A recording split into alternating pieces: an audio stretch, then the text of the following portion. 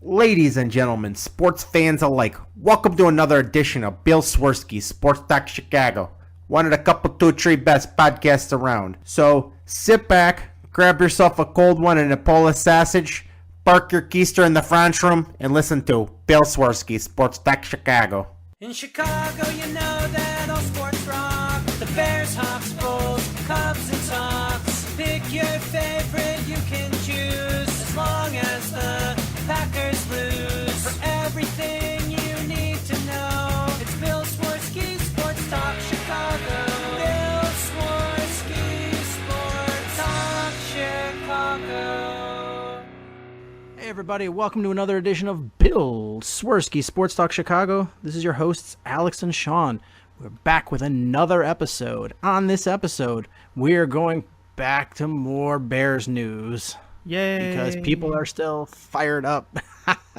And we'll be talking about the Blackhawks, and it's going to change a little bit the topic of what we're going to talk about due to yesterday's events.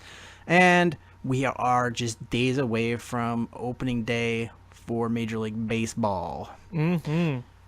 All this and more on this episode of Bill Swerski Sports Talk Chicago. But first, I'd like to thank our sponsor, the Rockford Ice Hogs. If you're not familiar with the Rockford Ice Hogs, they're the AHL minor league affiliate of the Chicago Blackhawks. What does that mean for you? You get to see the stars of tomorrow today at family-friendly, affordable prices.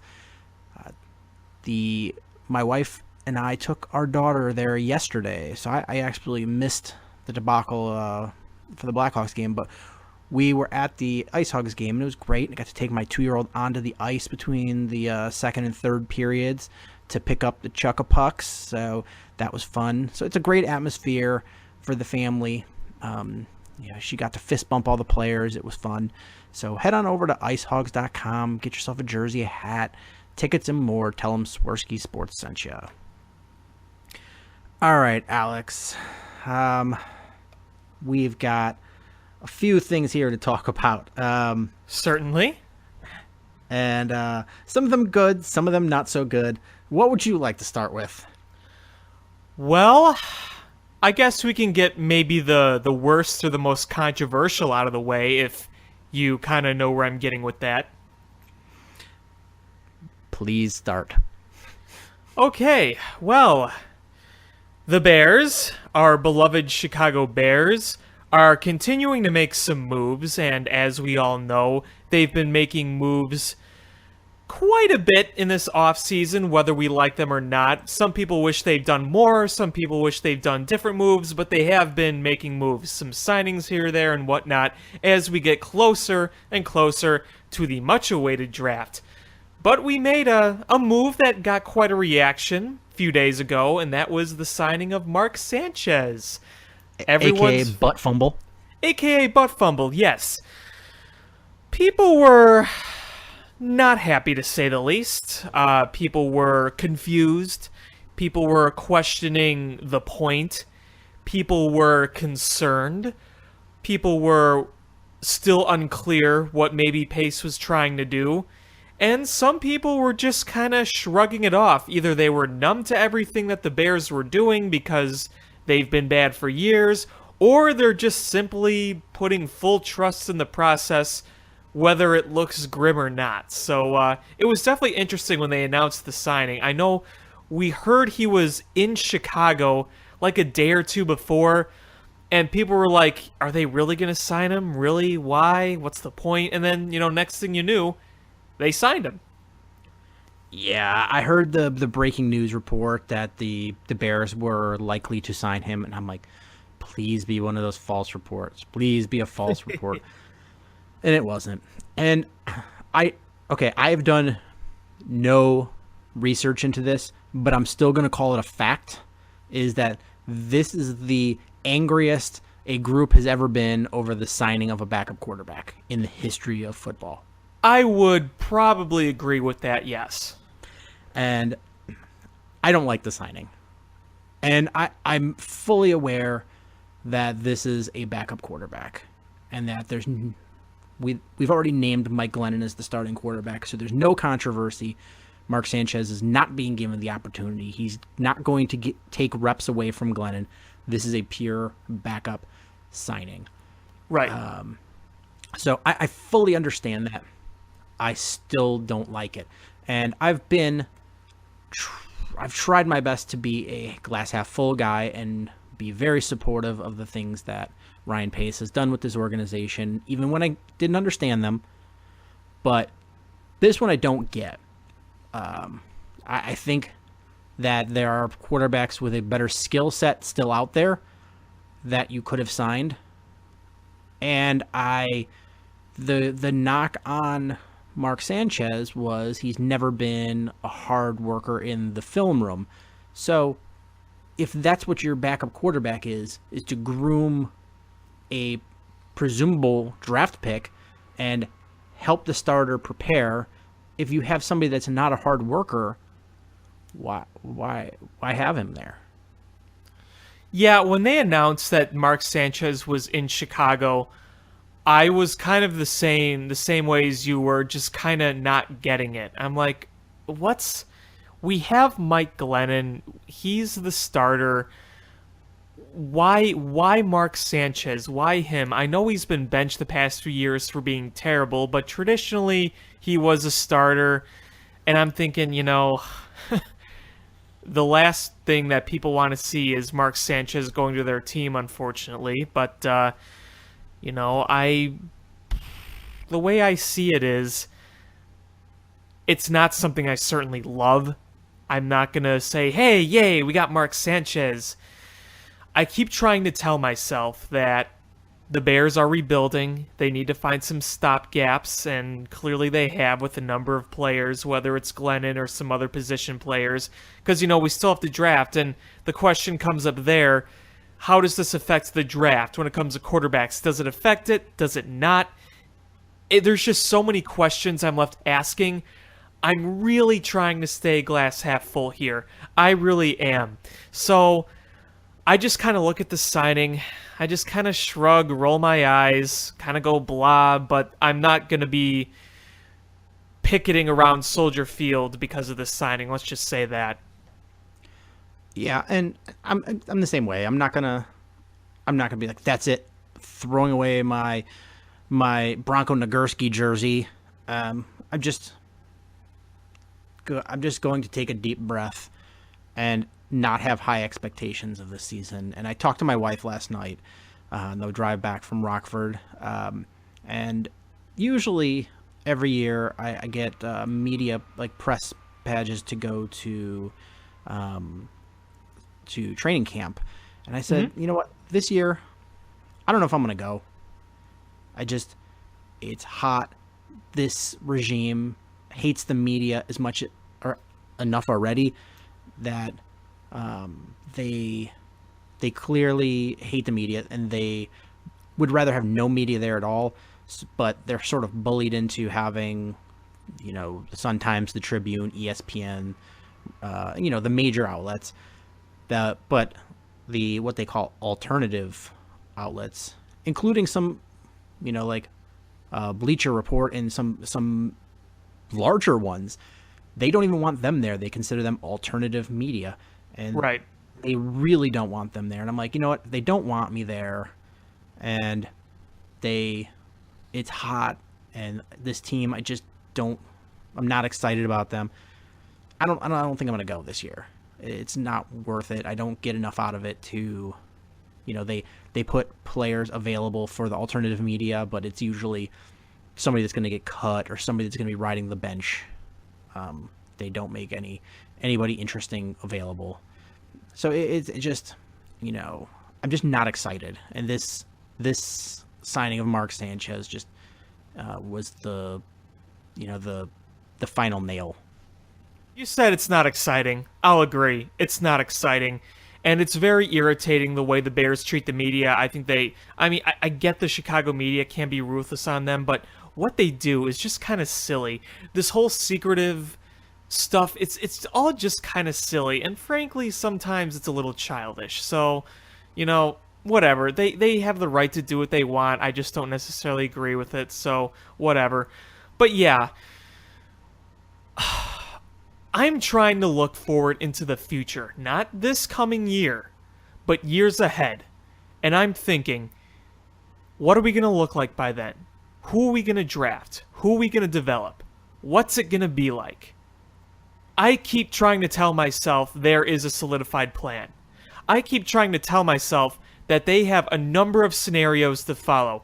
I keep trying to tell myself that their plan of development is in place. I just wish I had a little bit more reassurance. While we sat through the Cubs rebuild, we had a lot of reassurance because we knew what Theo was trying to do. And I know football and baseball are two totally different sports, but you get the idea. So I'm still trying to tell myself that. I'm sorry, go ahead. And with the with the Blackhawks rebuild, nobody was expecting anything because Right. they weren't on TV. They were just, there was like 8 people coming to a game. And so the rebuild was just done with absolutely no audience. And so nobody had any expectations. The Bears, no matter what happens, even after Cubs win a World Series, this is still a Bears town. And if the Blackhawks win another title and the Cubs, make a strong run of number of years in, winning the division and making the playoffs, and the Bears keep on this road, there's a very good chance that this quickly turns to a baseball or hockey town. Probably not less of a hockey town, but more of a baseball Yeah, and town. especially if down the road, if the White Sox rebuild goes well and they're good too, along with the Cubs, and for some awful reason that the Bears rebuild doesn't go through, then yeah, I could definitely see it. I mean, like I've said in the past, the Bears, no matter how good or bad for a long time, the Bears were always the most relevant team. Let's go back to the days of, say, like early Lovey when he took over for Dick Duran, because that's kind of the earliest I remember. And this is something I could truly speak for because these are my earliest memories of the Bears. Those teams weren't good in the early 2000s, except for that one weird 2001 season where they went 13-3. But in those seasons around it, they were not good at all. But they were still darn relevant. Chicagoans would cast their Sunday plans aside for the Bears game. People would talk about it no matter what happened. In the past 2-3 years, this is the most irrelevant I've seen the Bears ever. And I don't just speak for that for my young self. I know people much older than I am who would tell you the same thing, like my parents or my grandparents. My grandpa, who's been on this earth for 83 years, used to have season tickets back in the 50s and the 60s. He's seen the good, he's seen the bad.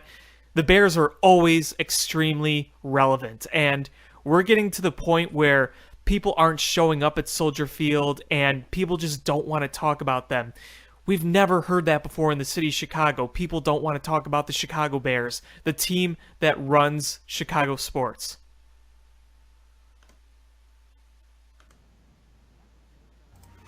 Yeah, and it's sad. And I really, really, really hope that Ryan Pace's plan works out. And at this point, I don't really understand what the plan is. This Hallis Hall is so secretive about everything that they're even being secretive about who they're going to visit as potential number 3 picks. I mean, we already know who number 1 is going to be, unless Cleveland just makes a boneheaded move. We know which is possible, but then if they make a boneheaded move, then the guy that they passed on is going to go number 2. So the Bears, it doesn't matter. Like, they could come out and be like, this is who we want to pick. It doesn't matter. They're the number 3 pick. You don't have to be secretive about it. They're secretive about everything. The only thing I can think of, this is the only rationale where I say, all right, if this is the plan, then maybe this could work. Is they took a look and said, listen, there are not any surefire, great quarterback solutions. And I know people will say, well, we could have kept Jay. And we've already talked. Jay is 34. Jay hasn't finished a regular season without missing several games due to fairly serious injuries. I mean, they're not career-ending injuries, but they've the injuries have cost him multiple games. It's not like, sore or something and missed a game. And so many interceptions and bad choices and running coaches out of town. Okay, I get can't have Jay anymore. What other options were there that were good that you were like, all right, this is the option that's going to win us a Super Bowl? Is you may say, all right, well, I like Brian Hoyer better than Mike Glennon, but honestly, Brian Hoyer is not going to win us a Super Bowl either. There was no quarterback option where we're sitting here going, yes, bring on Tom Brady. We're ready to go. And I think that's the reality that he was facing, is maybe somebody in this draft will be so good that they could take you to a Super Bowl, but we don't know. Maybe everybody in this draft is going to be terrible at quarterback. So I think the thinking is, it's kind of like the Cubs when they draft that, you would love to have stud pitchers under team control, kind of like the Mets. But it's much easier to predict and scout hitters. So the Cubs' philosophy is, well, we're going to hit on all the hitters and then trade them for pitchers later, or, we're going to do that. Is the Bears feel, I think, much more comfortable is building this defense. Yeah. That and then putting an offense in. And they already have the running back core set, really. quarterback. So Yeah, they've got the interior of their offensive line solid. Is now they've got to address the tackle positions and the quarterback. They've got the running back. They've added a lot of wide receivers. I don't know if there's quantity will exceed quality, but the last couple of years, as we've been so decimated by injuries anyway, maybe the quantity will be adequate enough because we won't have to rely on special teamers to play wide receiver. And so if we could upgrade one tackle position and stabilize the quarterback position, yeah, maybe we have an okay offense, like a middle of the pack, maybe 19th, 18th. We're 19th or 18th on offense and scoring. I think we're okay, and then we would just need the defense to be, a top 12 to be a playoff contender. Not a Super Bowl contender, but somebody to contend to make the playoffs. And I think that's what their thinking is. Hopefully that's what their thinking is, that they're going to draft a stud number 3 on defense. And with some of these veterans that they have and some of the players that they've drafted previous years, and hopefully being healthy, that they're going to vastly improve this defense. And they just need a quarterback. They're like, the Bears went to a Super Bowl with Rex Grossman. They're like, if we can just stabilize the quarterback position, then we're okay.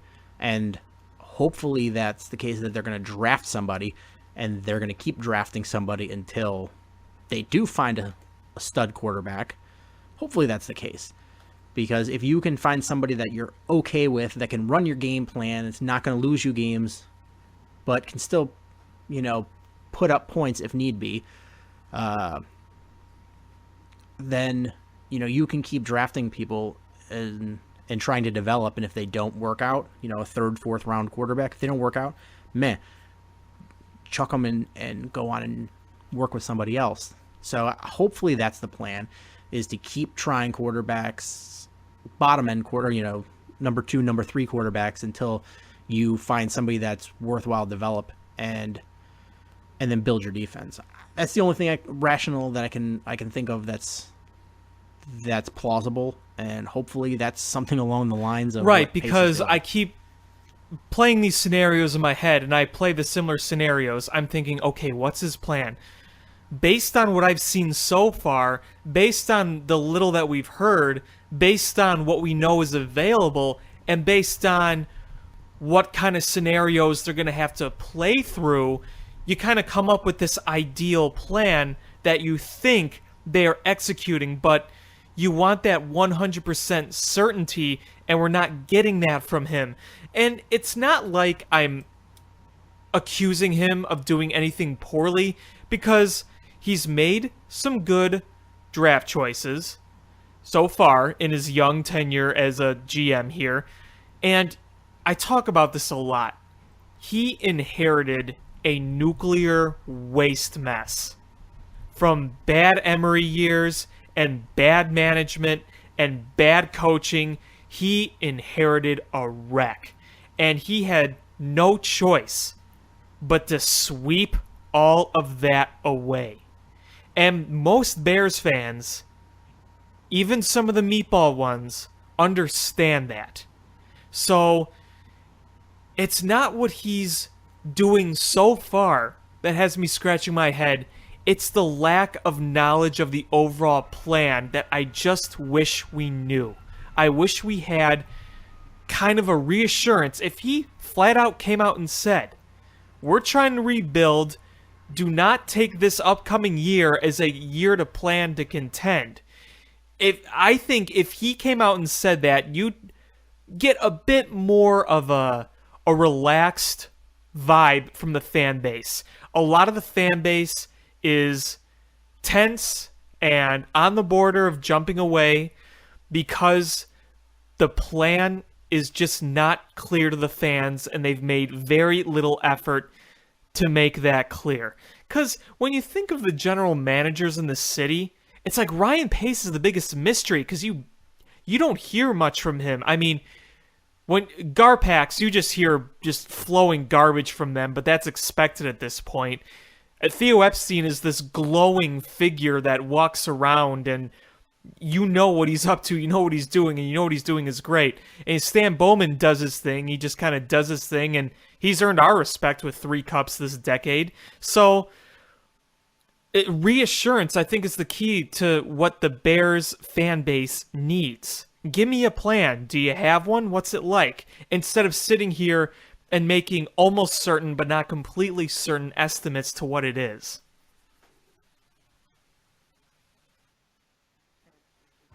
Yeah, and, people are going to say, oh, they gave a lot of money to Mike Glennon. I mean, it's not life-shattering money. The Bears right now have about $20 million in salary cap space, and if and when they cut Eddie Royal, which I'm expecting them to, they'll have about $25 million in salary cap space. There's not that many free agents left. So they have plenty of money. It's not the big issue. But, the salary thing for Glennon is not going to, historically shouldn't stop them from drafting a quarterback. Case in point, a not so distant scenario was in 2012, the Seahawks signed Matt Flynn, who was the Packers' backup, and they hoped to turn him into a franchise quarterback because, it was very much like a Jimmy Garoppolo situation. It's like, whoa, he's learned under Aaron Rodgers all these years. This guy, he's looked good when he's gotten a chance to start, and he was great during preseason. They signed him to, in 2012, a 3-year, $26 million contract. And that's a lot less than 3 years and $45 million for Glennon. But if you look at the 2012 quarterback salaries, is the average of the top 10 quarterbacks salary-wise in the NFL in 2012 was $14 million. So he was right up there in like probably the top 12 or 13 highest paid quarterbacks in the NFL. So they offered him a lot of money, and they ended up never starting him. He never got a start. Russell Wilson was drafted, won the job, and the rest is history, along with Matt Flynn. Yeah, exactly. So the situation right now, you can say what you want to Pace, but you also got to evaluate what resources are available and how you evaluate those resources. Because the whole thing about this is he seems like a very smart football guy. And when I said that I had to deal with a toxic waste dump, let's also consider the fact last year that he had to deal with how many guys on IR? 15, 16, 17 guys on IR, and most of them were your key players. The pressure's on with this guy.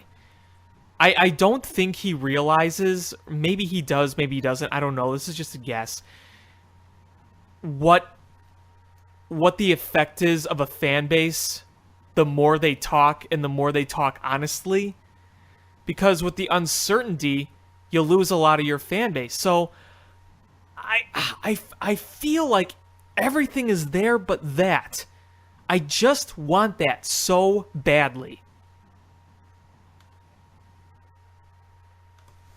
Yeah, and the Bears are making moves. I think I read that they had made the most moves out of any team in the NFL this offseason. And that this week, besides Mark Sanchez, they also they signed Benny Cunningham, Mark Sanchez, Deontay Thompson, C.J. Wilson.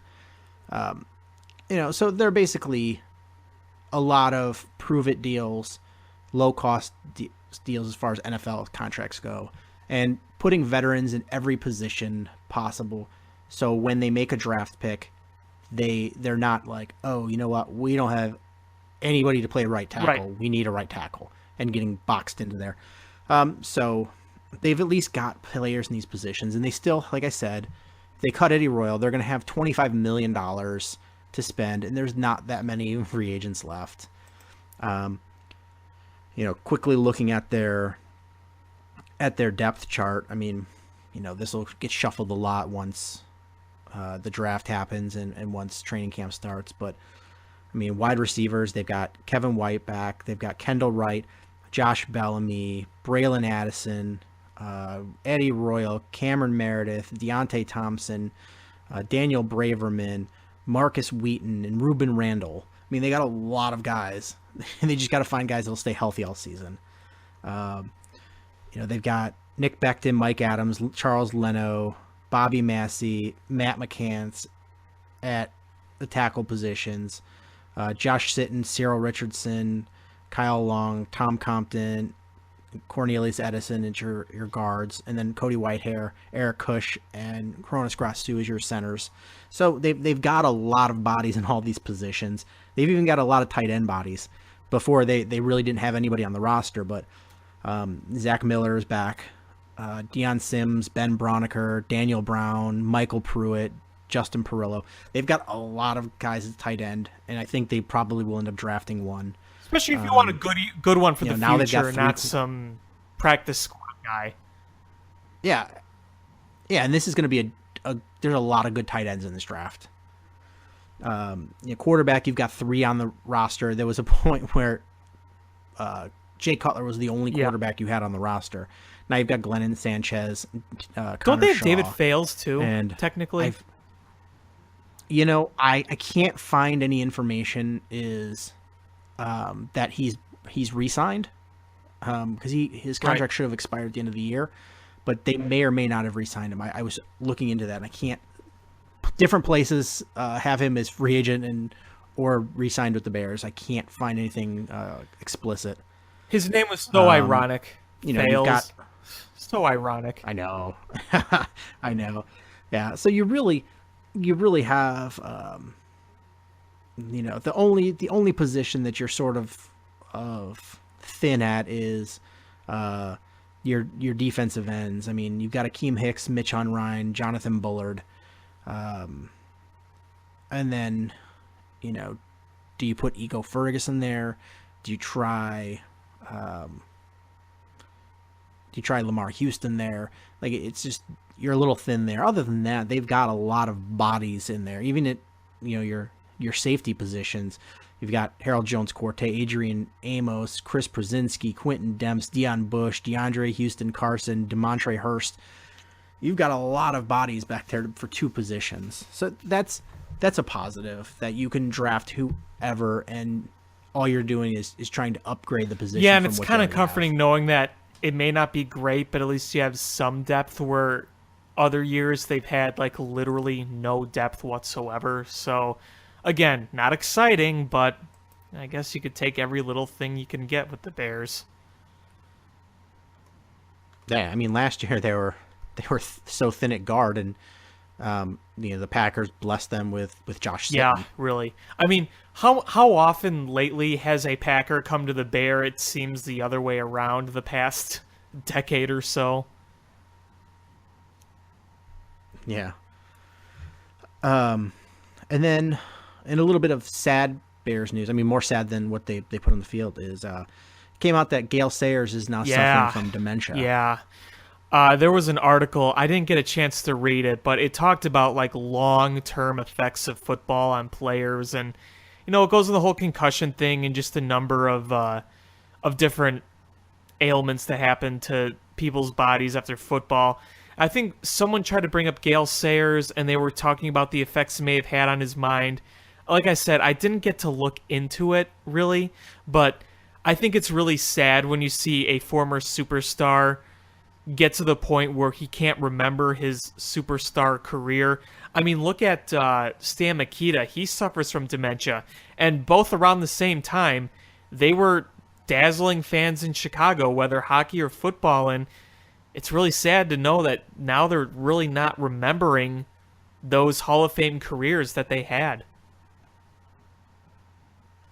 Yeah, it's really sad. And then the thing about if this is football related and it's CTE, there's no way to know Right. until a person dies and Exactly. you examine their brain. And that's the sad part is, is nobody knows the extent of CTE because a lot of people, get swept under the rug, or they don't want to take part in it, or they don't want to, and rightfully, there's a lot of people that don't want to have their brains looked at once they're dead, and if they don't care or don't make a decision, their Right. families definitely don't. I know my family wouldn't want to donate my brain if that was a situation, but I know I would, but donate my own brain, but it's harder for a family Absolutely. to make that decision. So, you never get the full extent of how serious this is, how prevalent this is, and what happens after that. How you deal with it. And it's sad. I mean, we just talked about, was it 2 weeks ago or last week, with Lance Briggs, where he's suffering from symptoms of brain injury already, and he's doing things to try to keep his mind sharp, brain exercises, because he doesn't want to suffer Right, from this. exactly. long-term. It's really hard with people who are young and they're suffering from these injuries in football, where either they cut their careers short or they already feel moderate to severe side effects when they're not even 50, 60 years old. And Lance Briggs, he played for a good amount of time and he was really good at what he did, but I can't imagine what kind of trauma and contacts that he took over the years of playing. Yeah, absolutely. So, my thoughts and, everything go out to Gale Sayers and his family. It's tough, and it's, he was a good person and a great football player and a great ambassador for the city. It's always sad to see the Yeah, I deterioration of remember that. in 2014, I went to a Cubs game, and it was during the 100th anniversary, and they were doing all the 100-year celebration at Wrigley Field, and obviously they had to do a lot of Bears. And the particular game I was at, Gale Sayers was throwing out the first pitch. And that's the last time I saw him in public personally. I know he's been in public at other things, but, a few years goes by, a lot can change with a person. Oh, absolutely, especially with brain issues like dementia. They can, they can go Yeah, downhill real sadly. fast. Let's see. Let's quickly gloss over the Bulls a little bit.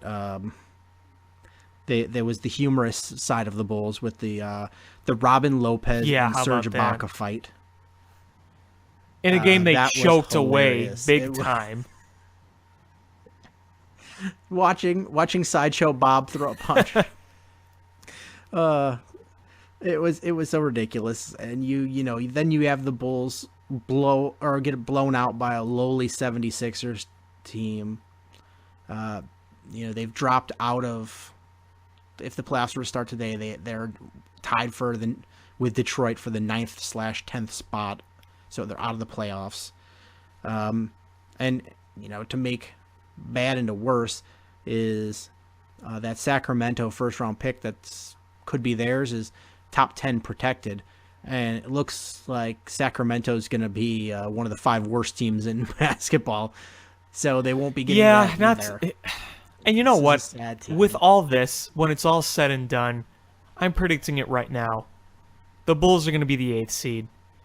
And it's going to be in part of they win a stupid game here or there, / the other teams around them just suck even worse than they do, and they somehow squeeze into the 8th seed.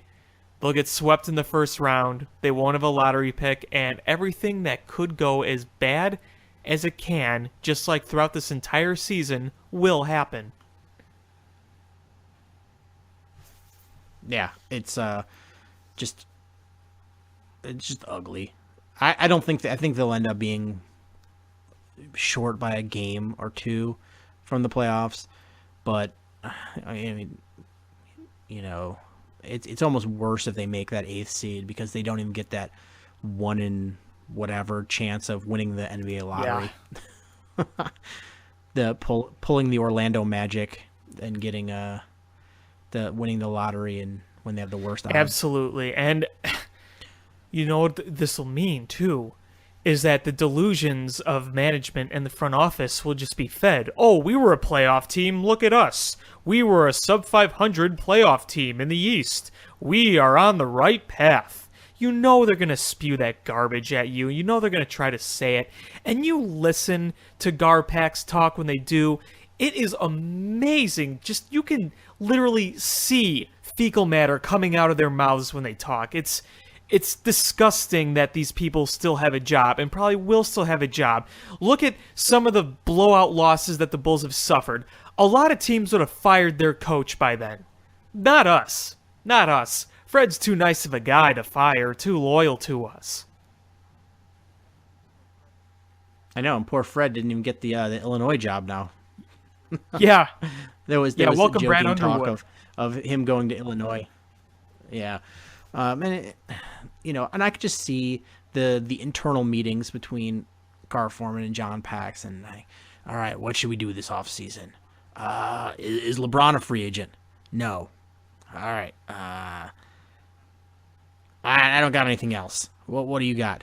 Well, we got to get younger Quotes. and more athletic. I hear Greg Oden is available. God help us. It is just miserable.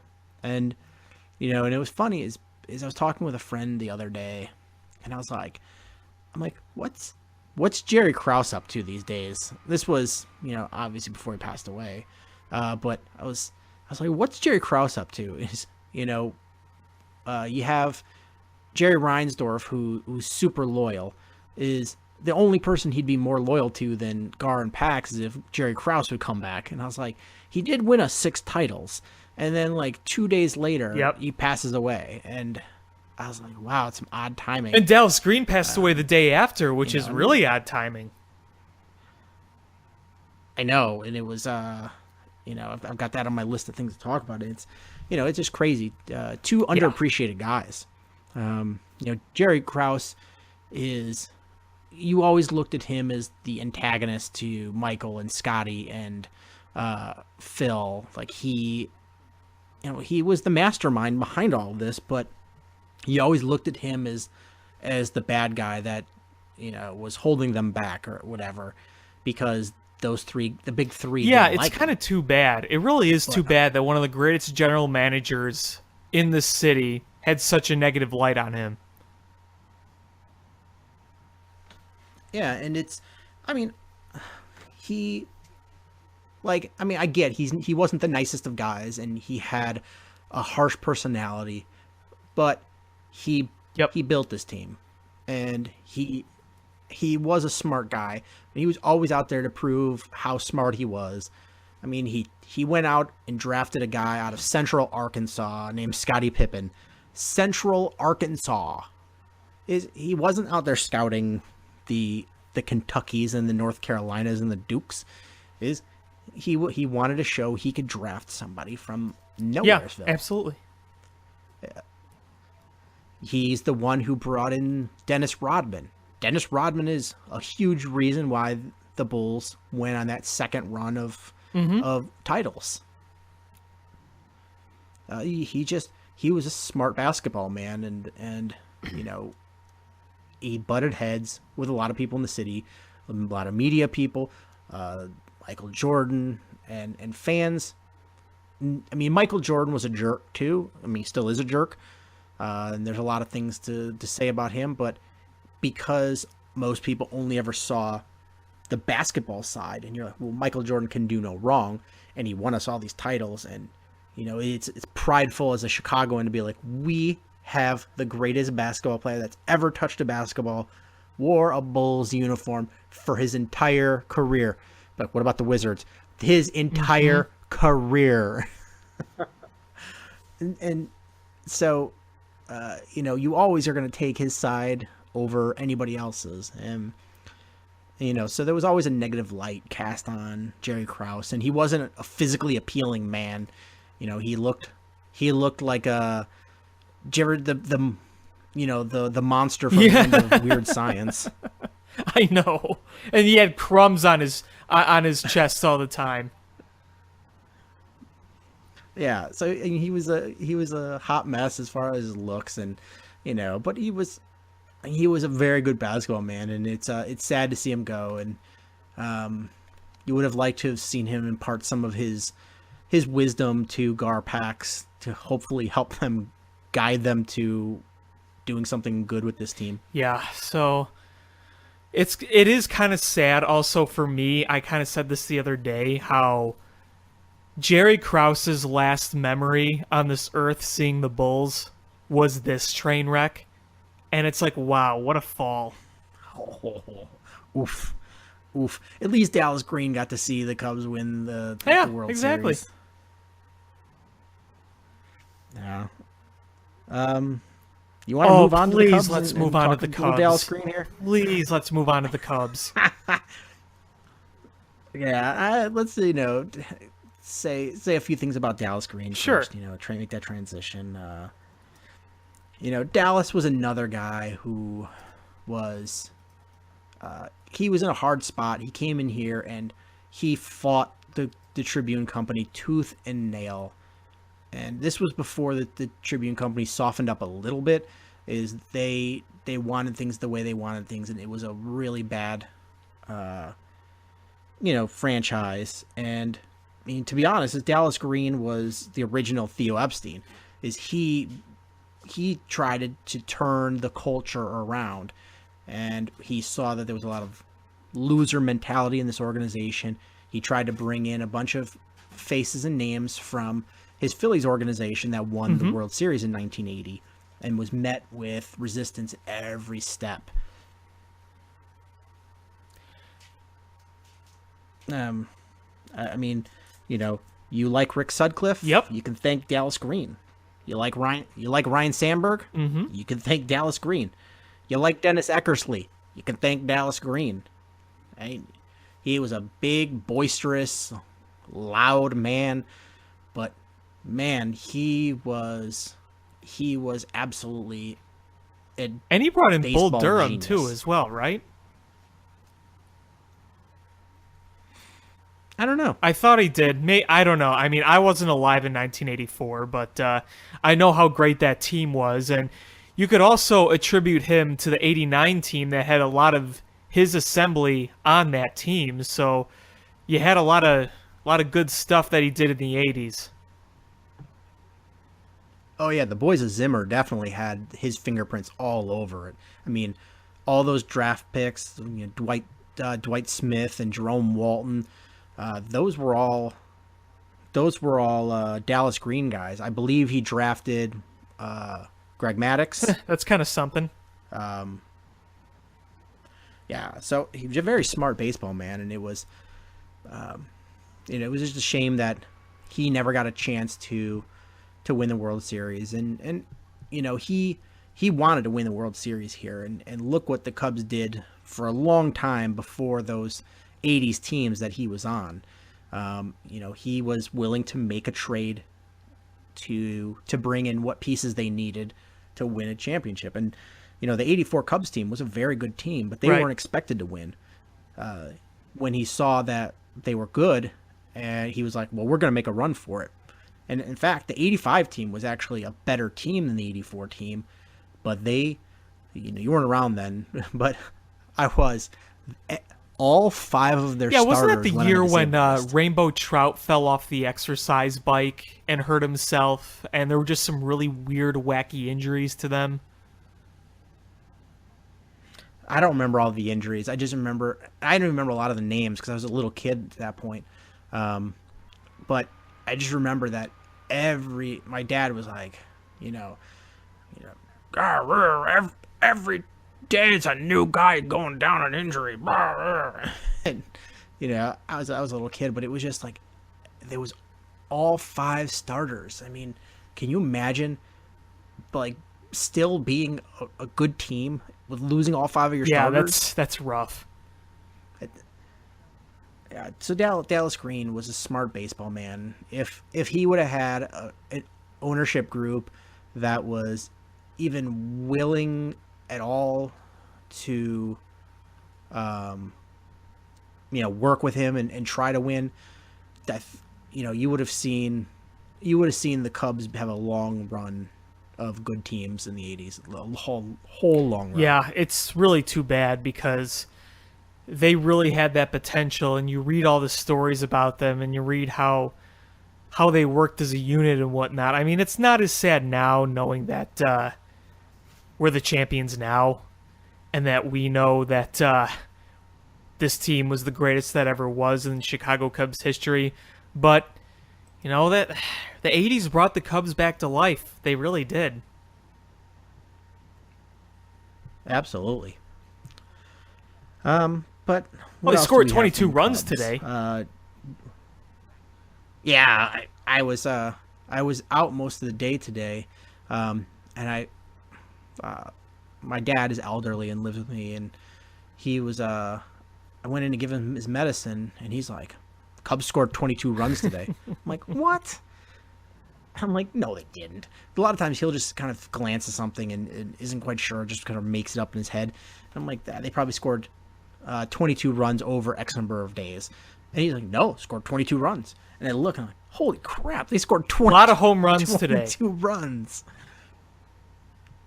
Yeah, that's a good sign. They could have lent some of those runs, those points to the Blackhawks last night.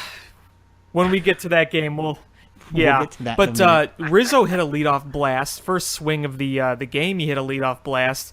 Almora hit 2 home runs. I think not Chesney Young, but a bunch of the minor leaguers went crazy with home runs. So, yeah, it was quite a day. A combination of the Cubs scorching the ball and some really bad defense and pitching from the Reds, which really shouldn't surprise you. So you could have just said true, the Reds, right? And just ended there. But we know who the starting 5 for the rotation are now in the order. Yes, we do. I think most people were fairly shocked at it. It will be Lester will be opening day starter. Arrieta will go game 2, Lackey game 3, Brett Anderson game 4, and Kyle Hendricks will be the number 5 starter. Yeah, you know what? Joe explained it, and he said he wanted matchups a certain way in the first week. He didn't want to have all righties, all lefties. They kind of wanted to alternate a little bit, and they wanted certain matchups in the first series. And the thing I say is, after the first week or so, the order really doesn't matter. Every pitcher is going to be going for the same amount of starts as long as they stay healthy. They're going to add Montgomery in the 6th rotation spot. I'm fairly certain when you get closer to the end of the season, like they kind of did last year, you're going to have spot starts here or there. So to me, it really doesn't matter. I think the most thing that matters is opening day starter, really. It's not like you're setting up for the postseason where it's you want your best guys at the top. I mean, this is the beginning of a 162 regular game season, so. Yeah, and starting right in May, Cubs and Sox both have just blistering schedules as far as I think they only have 1 or 2 days off each in May. So they've got they hit that long stretch right around All-Star break last year. And this year they're hitting it right in the beginning of the season, which sort of sucks. So they're gonna be looking to go 6-man rotation early. I would Yeah, imagine. I mean, it could happen earlier at some point. I do agree. I don't really know when, but we'll see what Joe does. Joe is unpredictable to say the least, so you never know.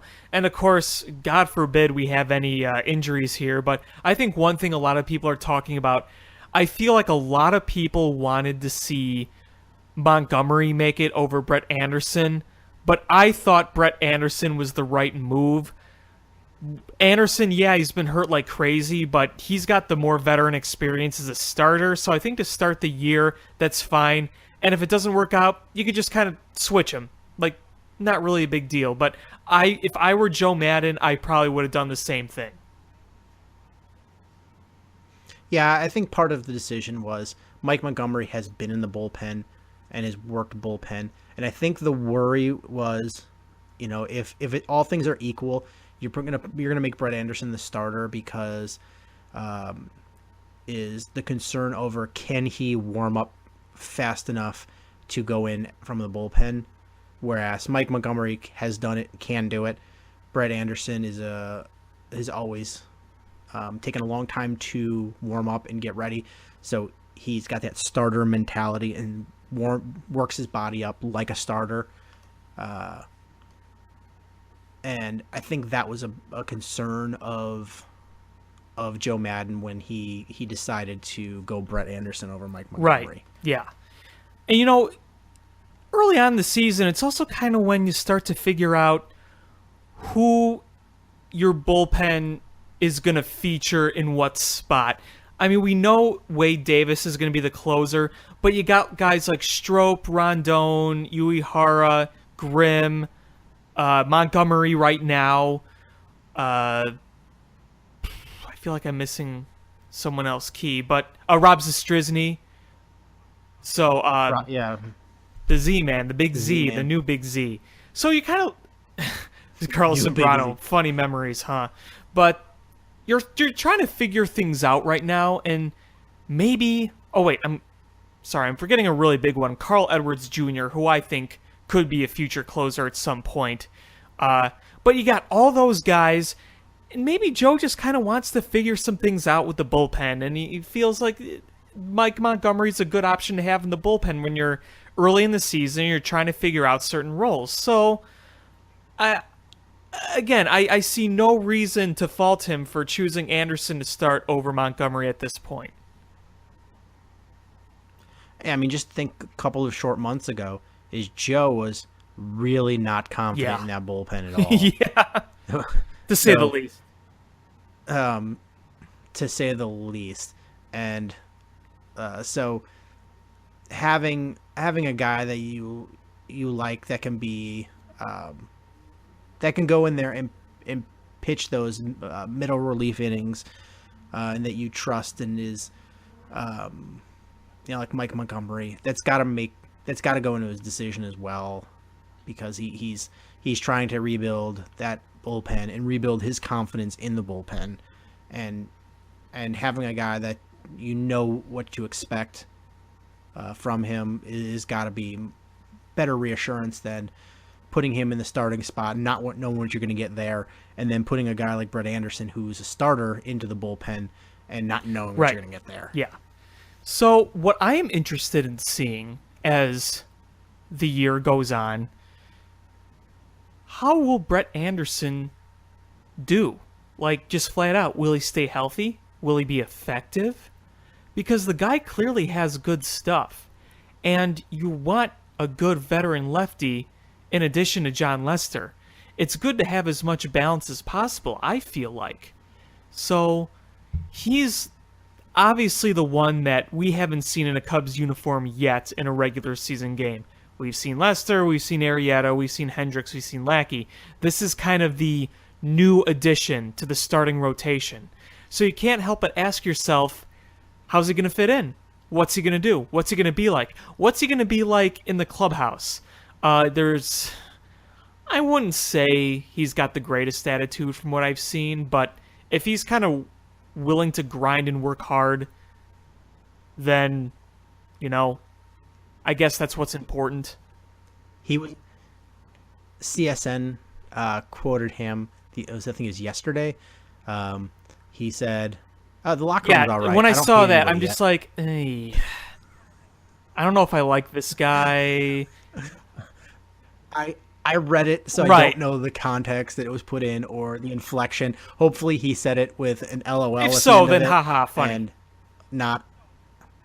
not saying it like a within a John Lackey voice where he's looking at you like he wants to murder I mean, the you nice and your thing whole about family. that is, I guess I shouldn't say nice, but John Lackey has been around longer than any of those guys.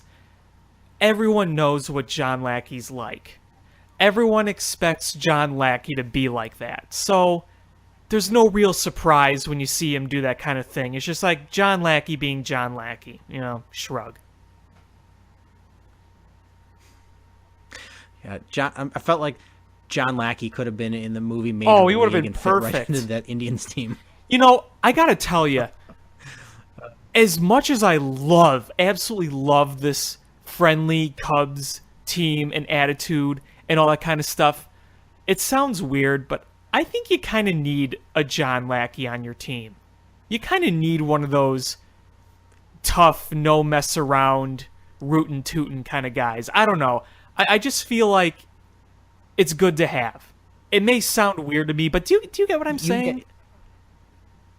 Oh, absolutely. It's you got the John Lackey who other teams and even his own players probably hate at some level. And then you've also got the Javi Baez, who is just a showboating, rooster, strutting his stuff on the field and making everything showboaty, like no look tags at Exact second base opposite. and bat flips, and you've got other than those two, you've got this whole team of just like, how do you find room to hate any of these people? And then you're like, well, Yeah, at least I exactly. got those two. If you're not a Cubs fan, you're like, those two. And right I there. feel like there are times when John Lackey's John Lackeyness, there's something about him that just kind of gets you a little fired up, maybe. Like you want to present yourself as a team and as a unit, as a way they kind of work together the way they do.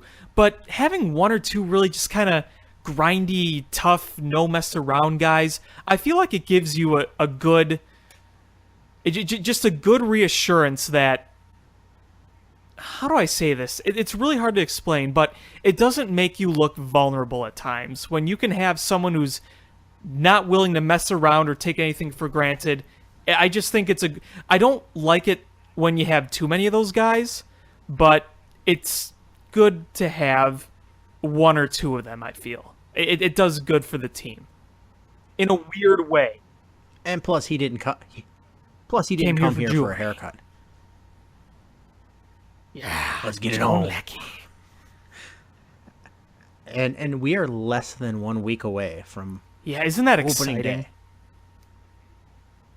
day. It doesn't feel real yet. And I saw, you see, they're gonna wear those jerseys Oh that have my like the goodness. gold trim around there because they're the. If I had money, I'd buy one. I'm like, yeah, I'm gonna have to buy one of those jerseys because that's it. It brought a tear to my eye. I remember a few years ago when the Cardinals won it and seeing them wear it, and I was just like, that would be awesome on Yeah, it anybody made but me the sick, Cardinals. frankly. And I was like, I want to see a Cubs jersey in that. And now I'm like, oh man. And I was at the mall today with my daughter getting some new shoes, and they have I was at the Rosemont Mall, and they have a Cubs store in there, and they had those like throwback '80s jerseys, like Oh, the ones pullover. Ryan I have Sandberg one of wore. those. It's like baby blue with the And I was like, man, they got a Chris Bryant one. An 80s throwback Chris Bryant one, I don't wanna really? go in there. Wow. Yeah. I saw it hanging up in the Cubs store in the Rosemont Mall, and I was like, "Oh, I can't even walk in there because I'll just whip out the credit card." I have no didn't even self-control." know they made those. It was That is pretty cool. You know, here's my question for you. during this whole World Series celebration, do you ever get that uncontrollable urge to just get as much championship gear as you possibly can? And here's the point I'm going to make about this. When you see a rival team or just another team that you don't root for, and people are decked out in all that champion gear, and you get so bitter and you think it's so obnoxious, but when you win it, you just want to buy it all. You want everything, and you want to show it off as much as you can.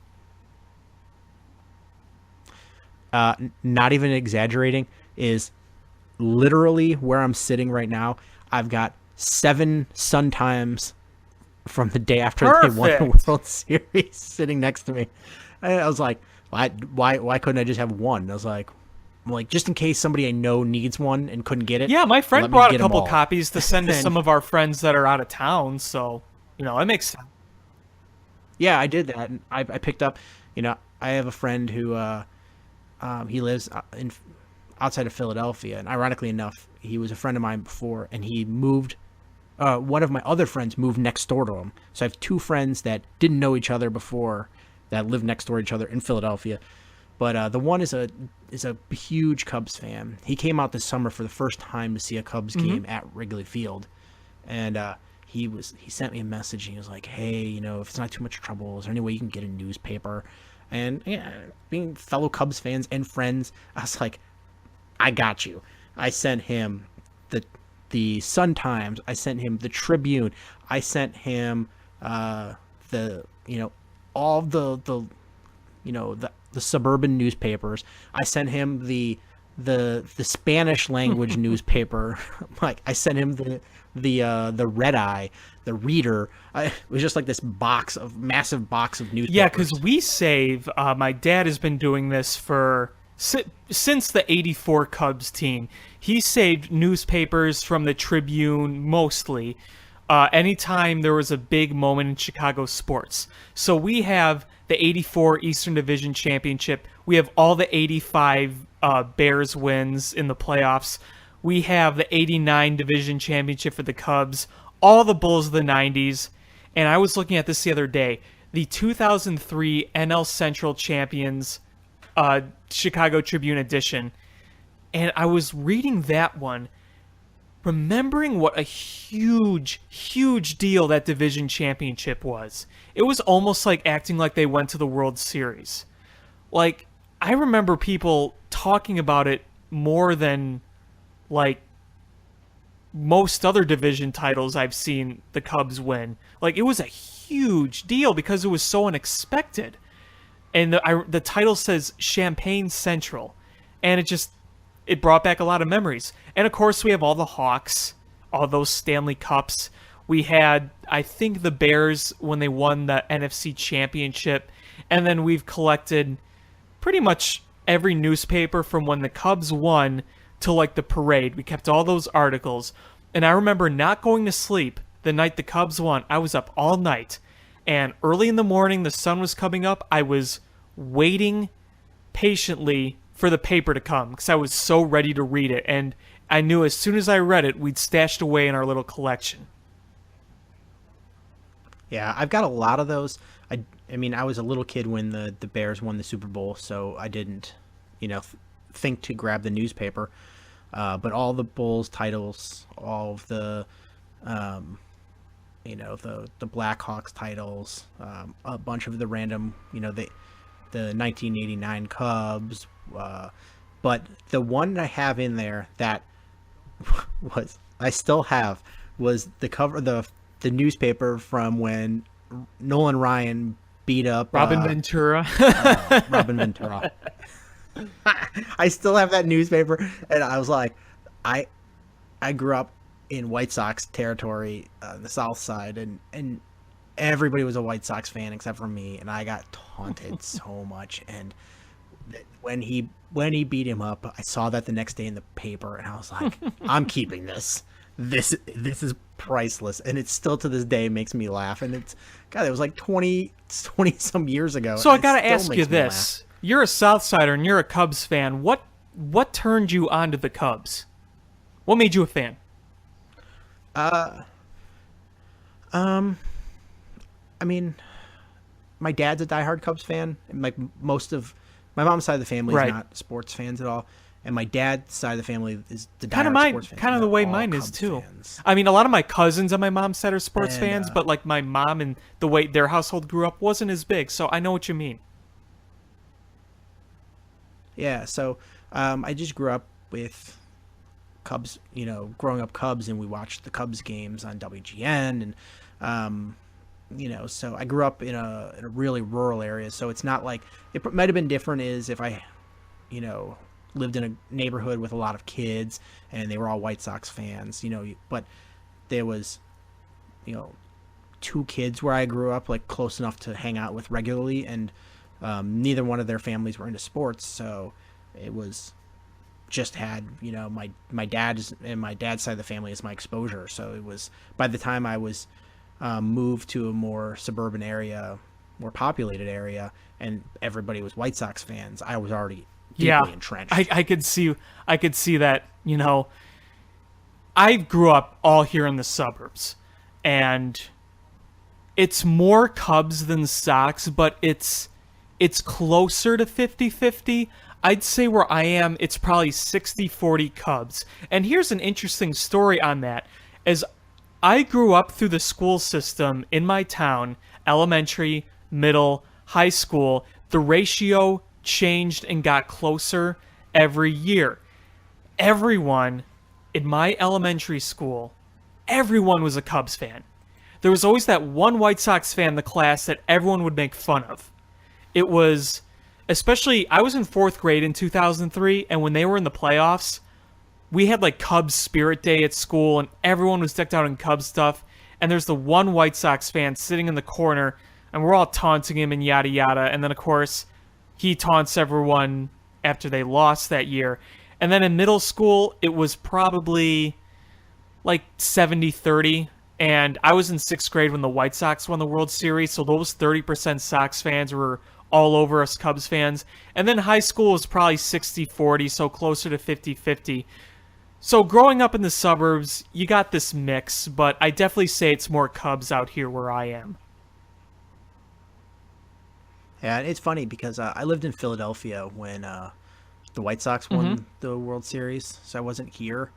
But my big boss, like my boss's boss, the head of the place I worked, her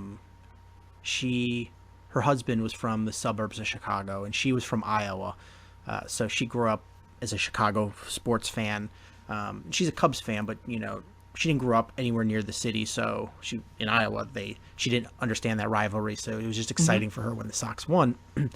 And came in the next morning, and she saw me, and she was like, "Oh my!" And she knows I'm from Chicago, and she's like, "Oh my God, Sean, are you so excited?" And I just stared at her blankly, like, "No," I'm like, "No, No. yeah."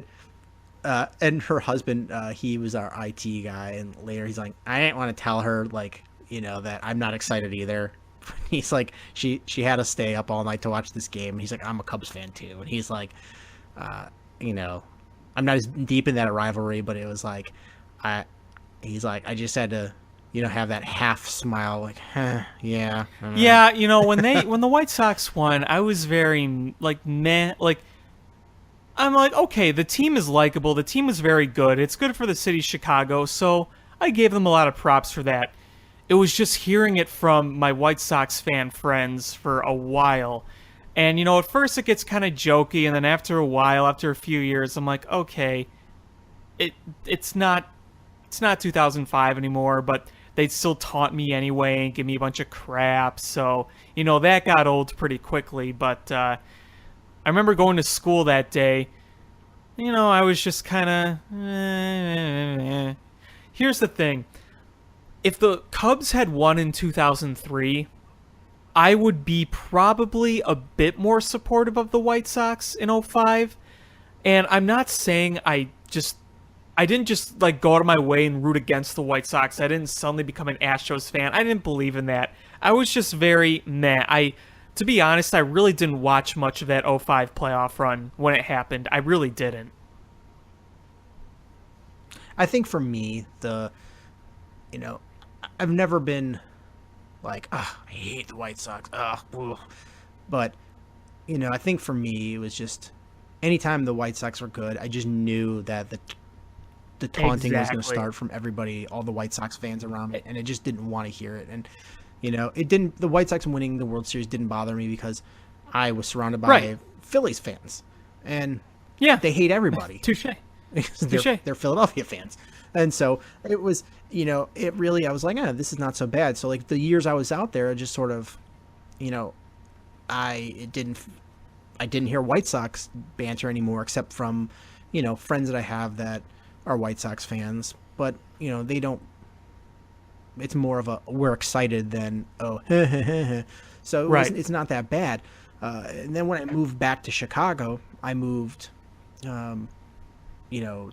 into Cubs fan area, and I've been surrounded by mostly Cubs fans since then. So it just, I had that taste out of my mouth of getting taunted by White Sox fans, from my years away, and then just being surrounded by Cubs fans. It's, and plus doing the show, my upsetness with the White Sox is sort of gone, and I have an actual appreciation for them, especially, the way Rick Hahn is I think doing Rick Hahn's a rebuild. great guy, and I think he's going to do it right. He's a very smart guy.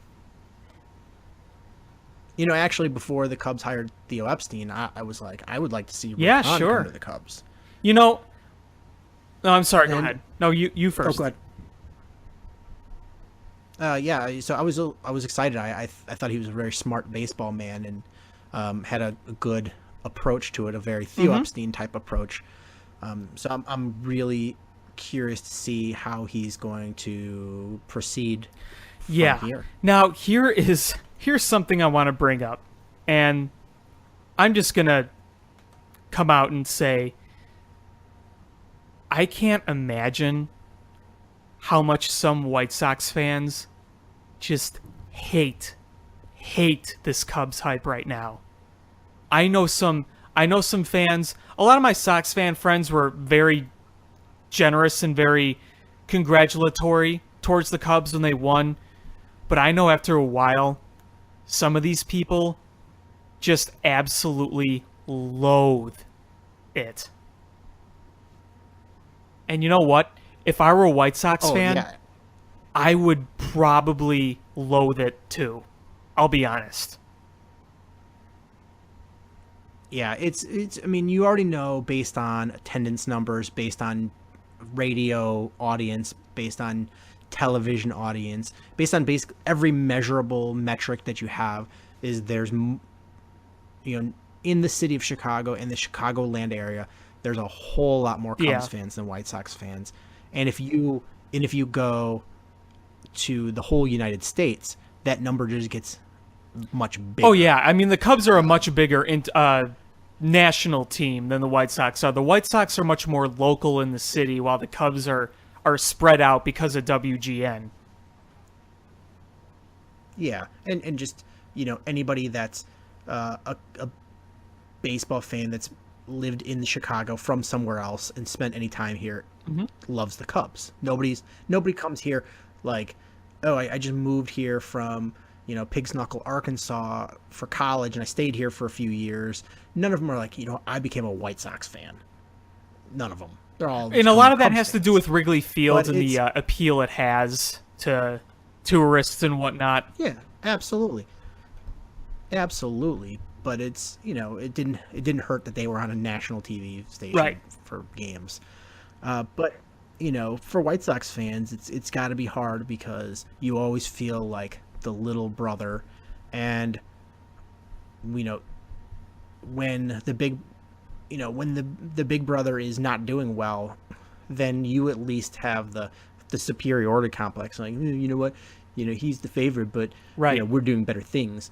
But when they go on to do the best thing they can do, and are the talk of all the sports world, and they're on commercials and they're on the cover of magazines, and it's just gotta rub you raw. Because I have friends who are Sox fans, and they admit it. They say one of my best friends is a Sox fan, and he has told me, he's like, we're the little brother in this city. It's frustrating being a Sox fan at times. And you know what? I understand that. I'm not a White Sox fan, but I understand that.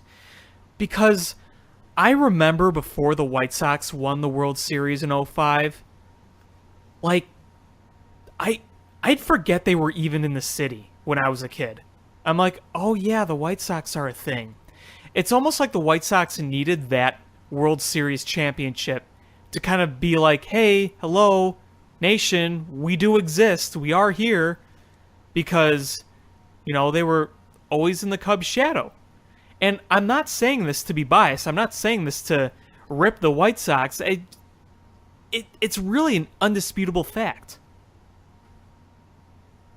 Yeah, and it's the only person that ribbed me after the White Sox won the World Series was my friend Gary. Mm-hmm. He was one of my oldest friends, but he has that little man complex as far as his team because he grew up in Skokie. So he grew up in a Cubs area as a White Sox fan. And so he's never been, and now he lives on the north side of the city. And he went to DePaul for college. So he has just never gotten away. He never got that breath of fresh air that I did when I moved to Philadelphia. He's just been his whole life surrounded by Cubs fans. So he's got this little man complex, and any chance he can, he gives it to you. And his only comeback now with the attention Cubs get is the tickets are so high, and you can't afford to take your kids there. It's the price of winning. Okay. Look at the Blackhawks. It's the price of winning. Yeah.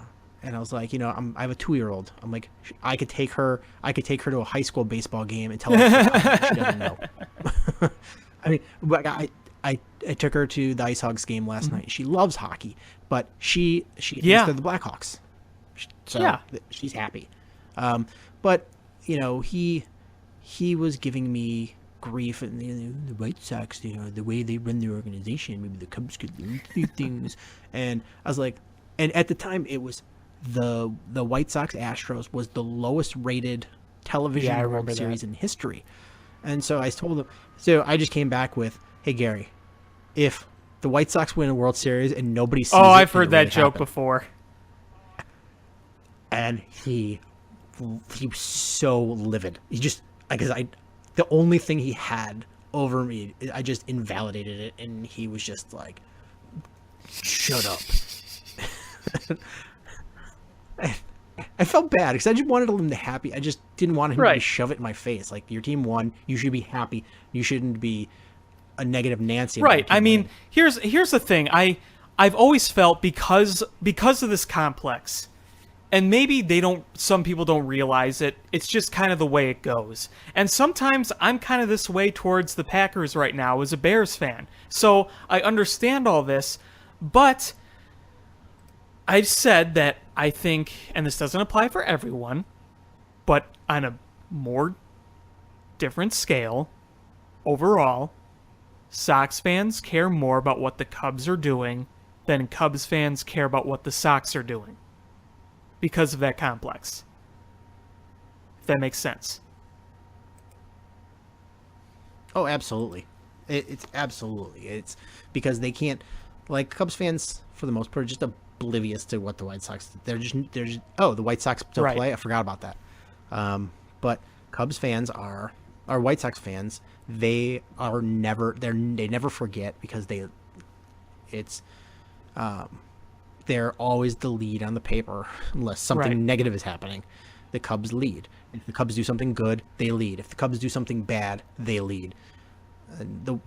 It's got to be frustrating, and they definitely do. And they definitely, White Sox fans, for the most part, are they are fall into the camp of my number one team is the White Sox, and my number two team is whoever the Cubs are playing. There's no question about that. Now, some of my Sox fan friends aren't like that, but some of them are. Like, one of my best friends, who I've already told you about, who's a Sox fan, he's not really the hate Cubs type person. He's definitely a bigger White Sox fan, but he was rooting for the Cubs in the World Series. Another one of my friends who was a Sox fan was rooting for the Cubs.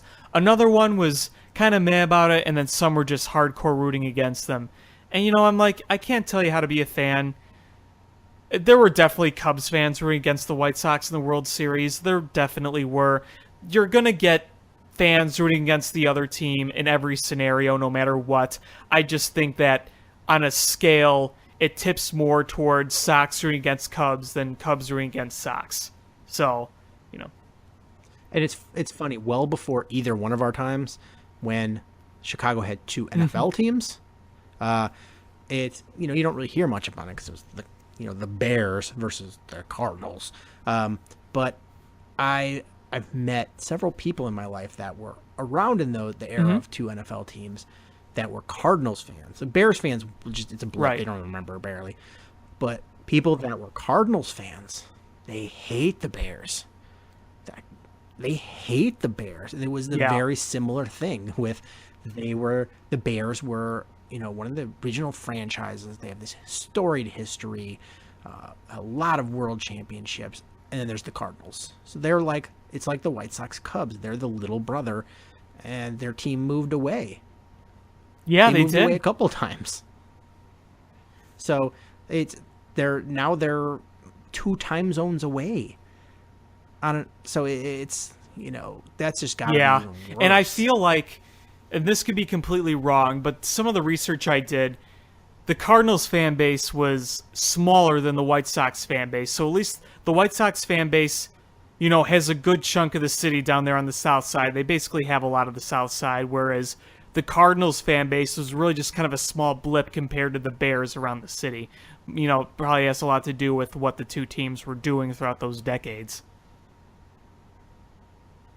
Yeah, and now we're on the White Sox. We have a little bit of White Sox news.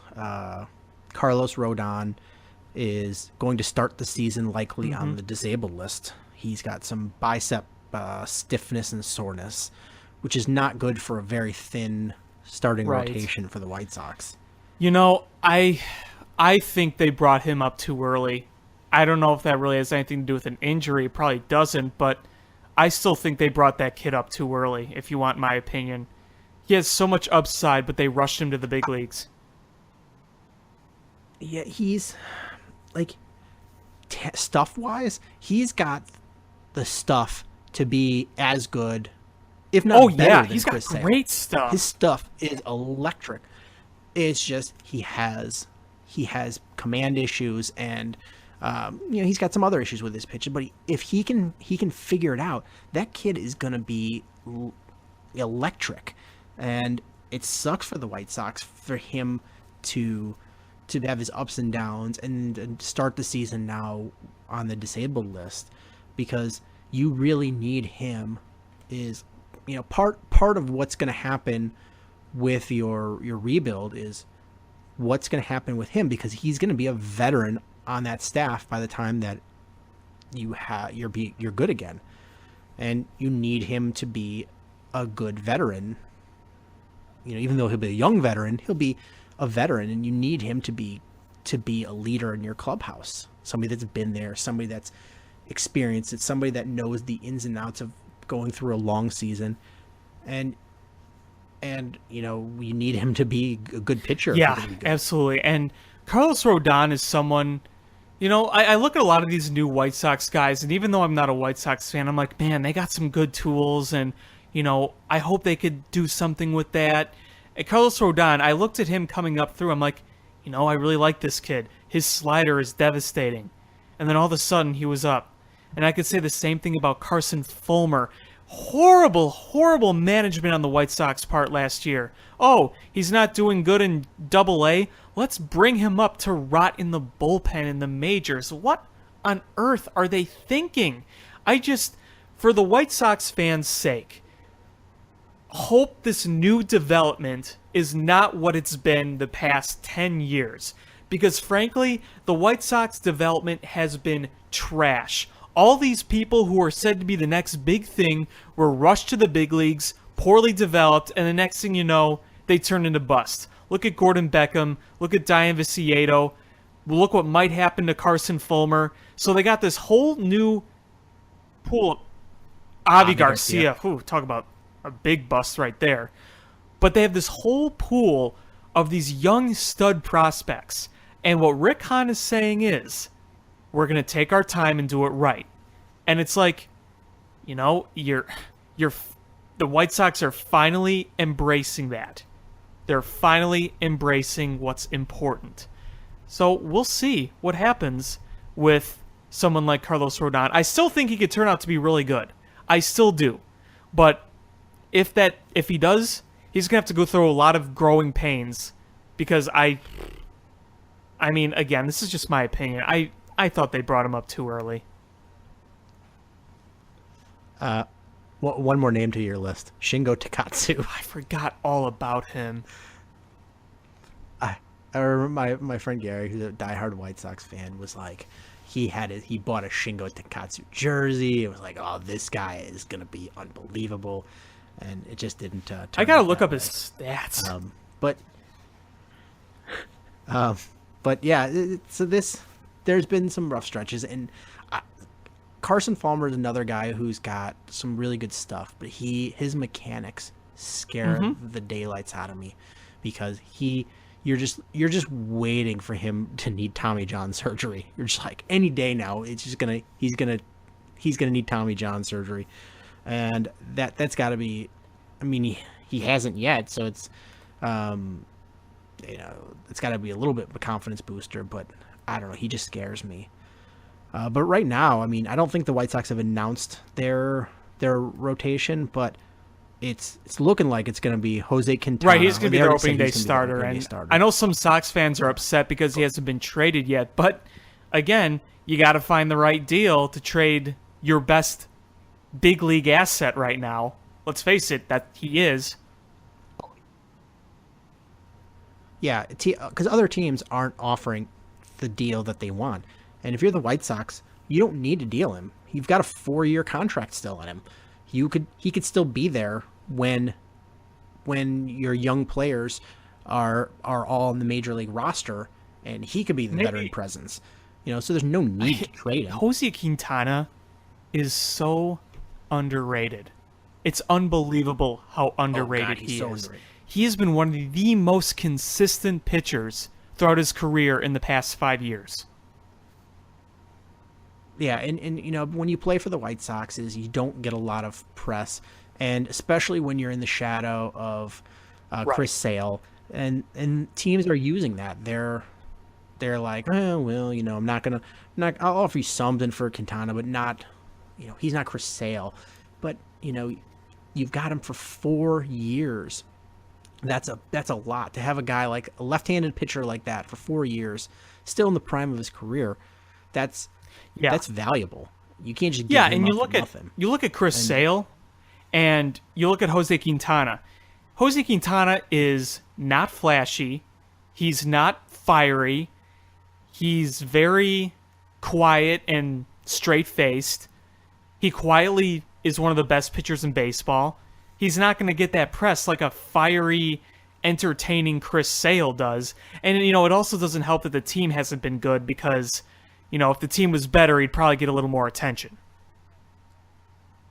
Yeah, his win-loss record's not that great because he doesn't get Yeah, run he support at leads the world in no decisions. So, yeah, I feel know. so bad for him. I mean, I know wins and losses don't mean anything anymore, but still, it's like being an NFL player and doing bicep curls. Like, they don't help you as far as playing, but they're the vanity muscle. And so like the wins and losses is a vanity stat, and it's nice to have absolutely. those wins. But so Quintana's going to be the opening day starter, and odds are the rounding out your rotation is Miguel Gonzalez, Derek Holland, James Shields, and depending on his health, yeah. Carlos Now, Rodon. if he's not going to start the season, the question is who takes that spot when they do start the season in a week. You listed some of those other guys. Miguel Gonzalez quietly had a really good year last year. James Shields. I mean, he had some awful starts, but for the most part, he was like had a some Jason nice Hamill. starts. And for the money they paid him, yeah. It's was. like he had a lot of great starts, but when the starts were bad, they were bad. But he was a much bigger positive than negative overall. James Shields is a human train wreck, so you know what you're gonna get there. Derek Holland, oh Cubs God, dodged that yeah. bullet. There's a reason they didn't want him. But The Cubs did want him. They just got did they beat get out beat by out? him Did they in actually the make a contract. bid for him? I Yeah. can't remember if they did. I mean, I haven't heard anything official, but I've seen from very reliable sources that they made a big offer for him. I think that was the year that they made the big splash. was. With It was Lester, around the same and time. I think they were like, they were surprised James Shields was still available, and they offered him, I want to say, Oh, $10 thank God million we a didn't do year that.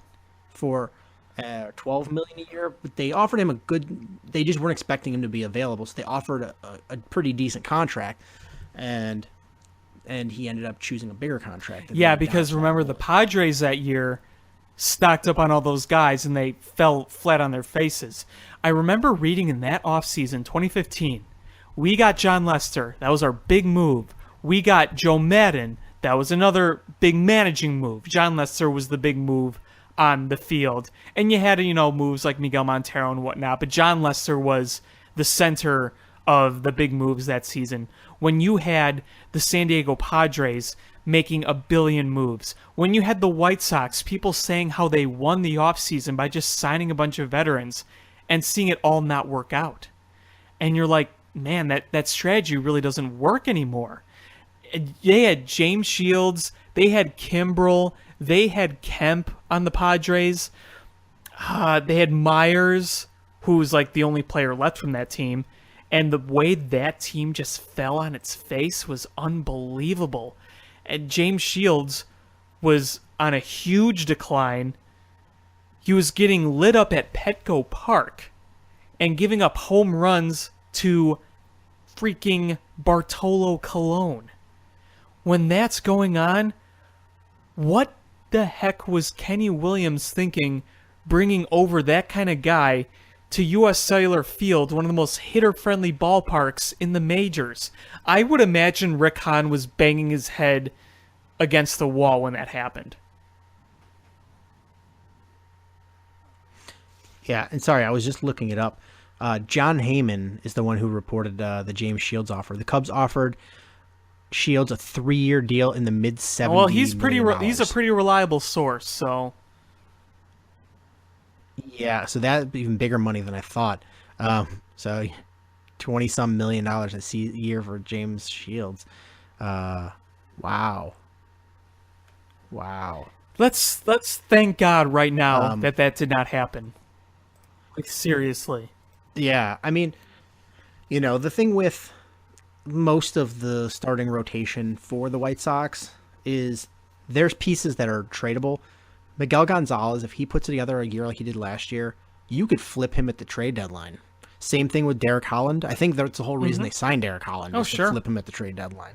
And James Shields, if you eat most of the money in that contract, you could probably bring a player over in a deal if he comes back and plays halfway decent. Yeah, so, we'll see what happens with him. So,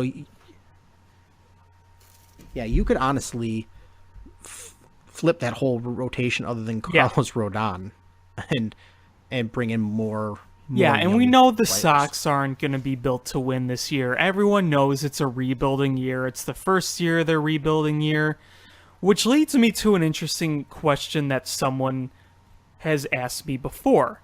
And that's saying, what is the timetable for this White Sox rebuild? Is it going to be 2 years, 3 years, 5 years? And, one of the things I'd always say is it's really hard to know how long a rebuild is going to take. It really is. Now, what the White Sox have as a luxury compared to the Cubs is that they had good assets to get a lot of value. Look what they got for Adam Eaton. Rick Hahn was a genius for that move. He destroyed the Nationals. He made his presence felt among the baseball general manager front office world.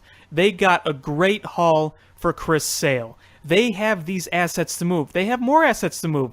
They'll probably trade Jose Quintana. They'll probably deal Todd Frazier at the deadline. You know, you could get something there. Maybe they deal Jose Abreu. You could get something there. So the Cubs didn't have that luxury. So Dave Robertson, yeah, as well. someone's going to need a closer. You know, they could bring you a decent, not obviously, you're not going to get a Sale or an Eaton return for Frazier or Robertson, but you can get something. You can get something of value. They got these assets to trade. Yeah, I mean, look at some of the Cubs moves that they made. It's the back end guy, the non-centerpiece guy that turned out to be the star of the trade.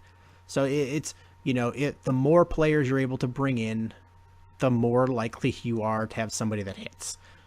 And Dave Robertson is not a cog going forward for the White Sox. So if you can bring in, another young player or two, then that's the better odds that you're going to find somebody that is going to be a future piece for your team. Yeah. And what the White Sox also have the luxury of knowing, for the fans, more or less, they've seen a rebuild. They've seen how it works. We were the first ones to do it, so there was a lot of uncertainty, whereas with the White Sox fans, you got a lot more to look and learn from because you already saw it happen on the north side, so they know how this process works. They know there's going to be some rough times before it works, but all in all, I think that they understand what's going on here, and they know that the more time it takes, if it's necessary, is better than rushing it. Now, when I look at a timetable for the Sox team, what I say is they've got a lot of great young assets right now, a lot of really good ones, but they still have a long way to go because you got to build depth. You got to keep developing, and you got to get more young assets, and I think they're going to keep doing that, and I think you're really going to see a boost in that throughout this year when they continue to trade more of their veteran assets. So I could see the Sox being competitive in maybe 2 years, honestly. I don't think it's going to take as long as the Cubs. It's going to depend how the Yeah, arms that is a come big around. factor. If Fulmer and Rodon, Kopech, that's a come huge on, one right there, and is then- Kopech. yeah, because you're fairly confident about Yohan Makata that he's going to be you, and you're banking on Tim Anderson to be there because of the contract you just gave him.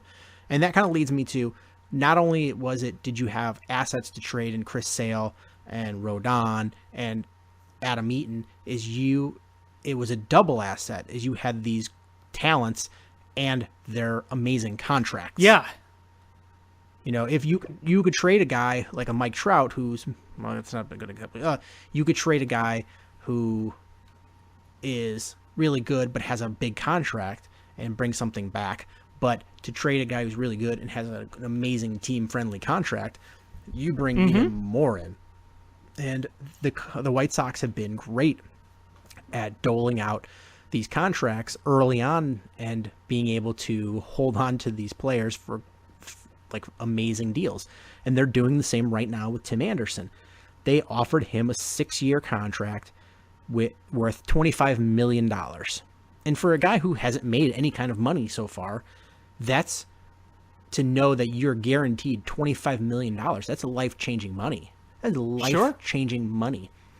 And, it's hard to pass that up because then you're really banking on yourself saying, no, I'm going to play out my deal, go through arbitration, and let the market dictate me. It's really hard to pass up money when you don't have any money. What the White Sox have been able to do with their resources, with their money, is create these team-friendly deals. And not only is it friendly for the team, but it's great in a trade. Look at Chris Sale, that team-friendly deal.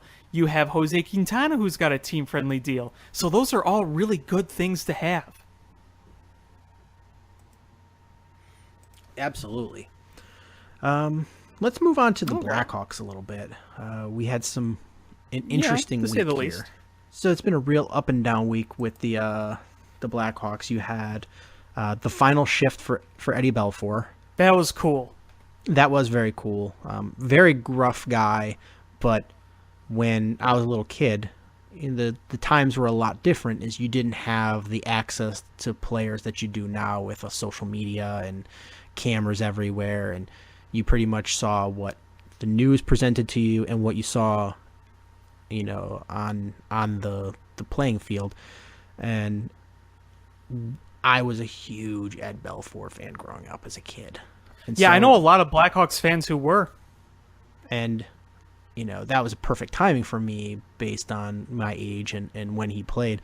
So it was cool to see that final shift for him. Yeah, and I always wished I could have been alive to see Eddie Belfour play in his prime with the Hawks, because, I'm 22 years old, and it was kind of before my time when he was in his prime, but I've seen the highlights many times, and I've always loved his helmet with the Eagles on it. I think that's still the coolest goalie helmet in history right there.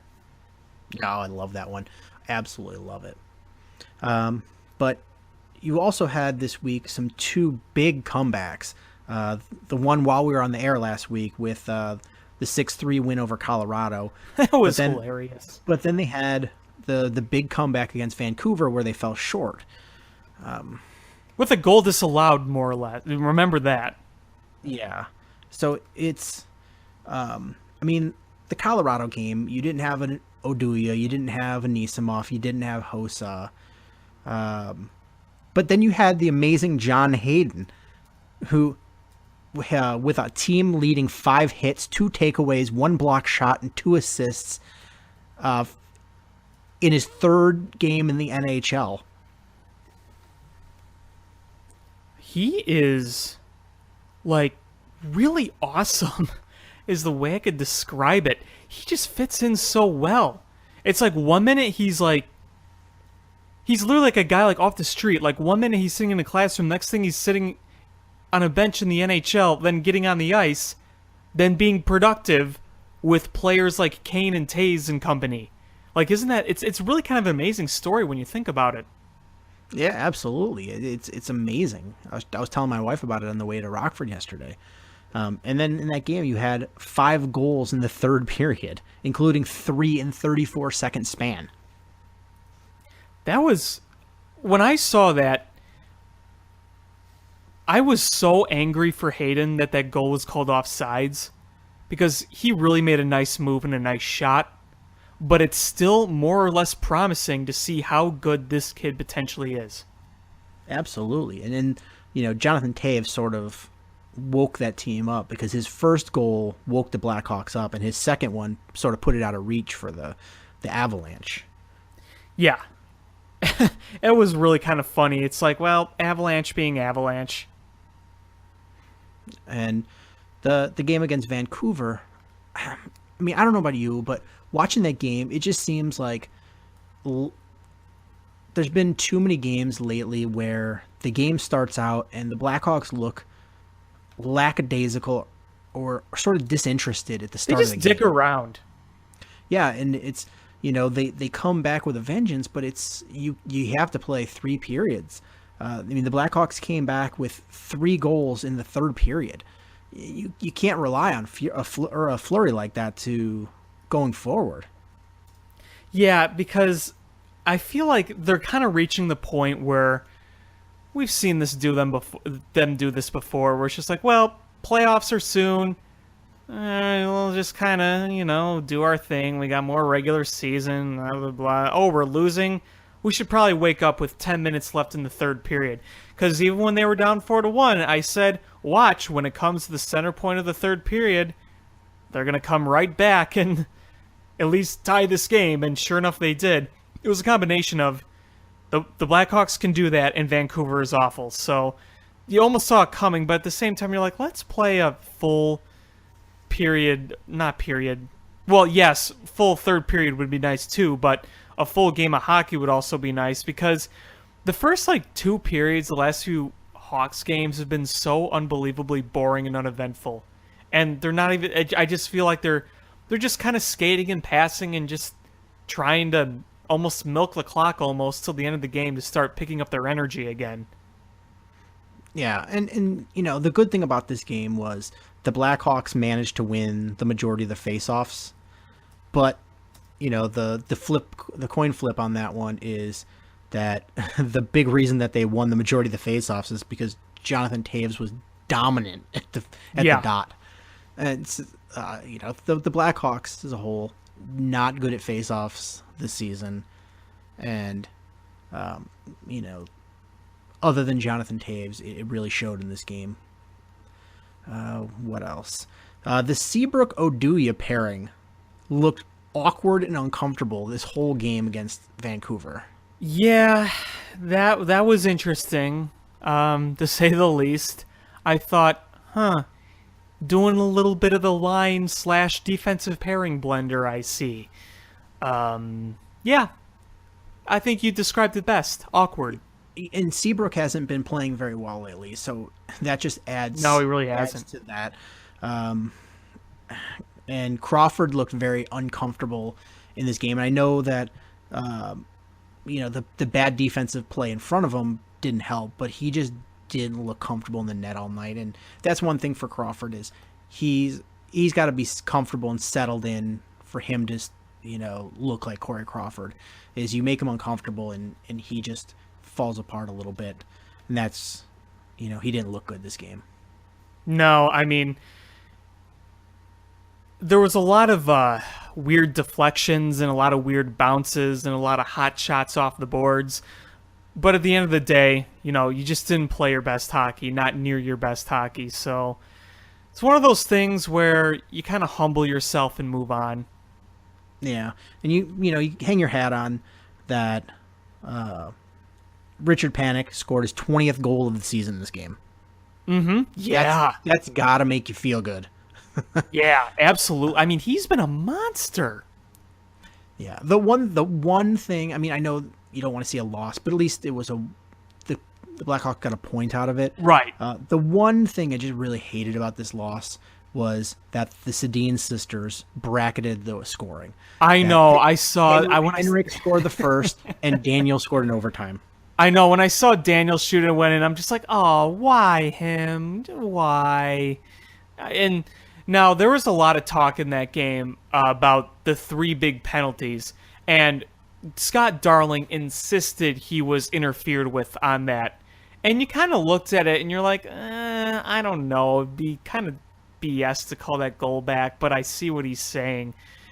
And I saw the other goal that was offside. It was like literally a hair offside. What I didn't like from that game was that just garbage call on Toews with the goalie interference, which led to the Sedin goal, where the ending was just, it was yucky. It's like, yeah, you got a point. You were down 4-1, you got a point. That's cool, but blah. I was almost certain they were going to win that game in overtime. I'm like, well, off to overtime. Kane or Toews will score the OT goal and we'll come away with 2 points. So, oh well. Yeah, and then you had the 3-2 shootout win against Dallas, which is weird because against the Canucks, the Blackhawks owned the puck and the possession, yet they left the UC with only 1 point. But then they go play Dallas, and they were outshot by 18, and they skated away with 2 points. It's just, hockey's a weird sport with that. It really is. Sometimes it's just the way it bounces. Sometimes it's the way the goaltender is doing. And, look at some of those goals that Vancouver scored in that game. They were just on wacky deflections. I mean, really wacky deflections. Yeah, and, this game was one where Crawford was good, and it kind of proved, a lot of hockey fans say that Corey Crawford is much better when he faces a lot of shots, and he got a lot of action against Dallas, and he looked pretty darn good. Yeah, he did. And it was kind of funny watching him almost pour some Eddie Belfour into his glass and drink it, because he was making some Eddie Belfour-like saves in that game that he played against Dallas. So, I mean, even in overtime, I think there was a sequence where they got 3 straight shots on him and he stopped all of them. It's like, man, how fitting on Eddie Belfour night that our starter makes like 40-plus saves. And my favorite player of this game, Ryan Hartman, because he's been a guy that's played on every line this season.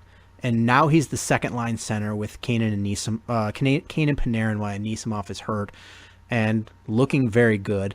And then he beats up Dan Hamhuis. Yeah. I'm loving Ryan Hartman. Like, I gotta tell you, he's another, like, youngster that I just love watching play. And it makes me really happy seeing that there's more and more promise from the youth that we have. It's not like, well, we had the youth in the Kane and Tays early era, and now it's just all dried up and gone. It's like, nope. It's, there's more of it coming. And not only is it physical, but it's skilled. So it's a great thing to have. Yeah. It's nice. It's a nice problem to be able to figure out. They locked up Tanner Carroll for 2 more years, which is nice as well. Yeah, that is, because he's been quietly doing some nice things. Some of the little things. And he scored some nice goals, too, in his very young career. So, get as many of those young guys under your wing as you can and keep them. So, you have more guys for the future. Yeah, and I mean, if you find you can't afford him, is you could do like what you did with Shaw and trade him while you have the rights to his restricted free agency and bring back guys that'll be your future guys. Mm-hmm. When Duncan Keith and Marion Hossa are no longer there. Which, you dread that day, but it's going to happen eventually. And, let's face it, they're in their 30s now. But it's much more reassuring when you have guys like this who are able to step up and blend so well. And that kind of goes to show how good the coaching is. How well they can put pieces in, plug them in, and make it work. And that's kind of with any team. You can tell good coaching from bad coaching a lot based on how role players fit into the teams. I mean, you could put some of these Hawks players on other teams with other coaches, and they could just kind of be lost or not getting the right time that they need, where Q, sometimes it takes a little trial and error, and, obviously that's part of the game. But in the end of the day, he makes it work. I mean, look at this team from the beginning of the season. When they got off to that slow start, things weren't clicking right, the chemistry wasn't there, but through trial and error, Q was able to make these guys plug in and fit. And that speaks for how good the coaching has been. Absolutely. So how about last night's game, huh? I was going to bring it up. I didn't see a single second of it. I listened to a little bit of it when we were driving out to the Rockford game. I was listening to it on the radio, and it was nothing when we parked and we're going inside. And I came out, and they were like, oh, you have games like that. And I was like, that doesn't sound good. And I was like, they weren't giving the score. And they did a few player interviews. I'm like, this really doesn't sound good. And they look it up. I'm like, that can't be right. Oh, man. So you're going to have to tell me what happened because I don't know. Well, okay. So I was out at a bar with a friend, and we were just kind of drinking, watching, whatever.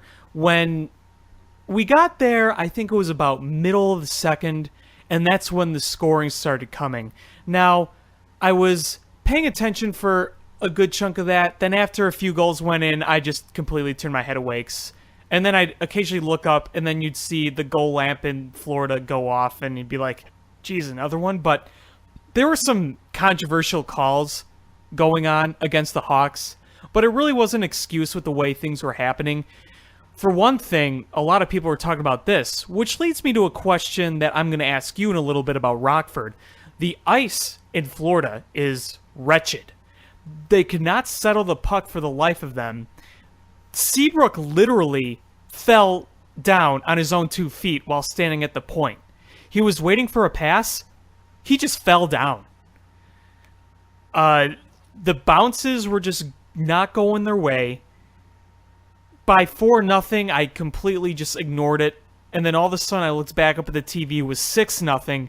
Then I looked back down. Then I looked back up again, and it was 7-0. So it was pretty much getting to the point where everything that was being thrown at the net was just going in, and the Hawks just kind of gave up after like 4-0, 5-0. It's like they were just kind of like, okay, get the hell out of here.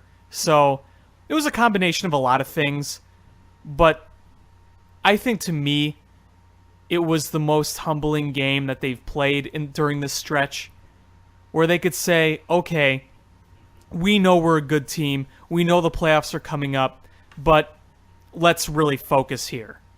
This is kind of a a wake-up call almost for the Hawks. And I think that's, you kind of need that to happen.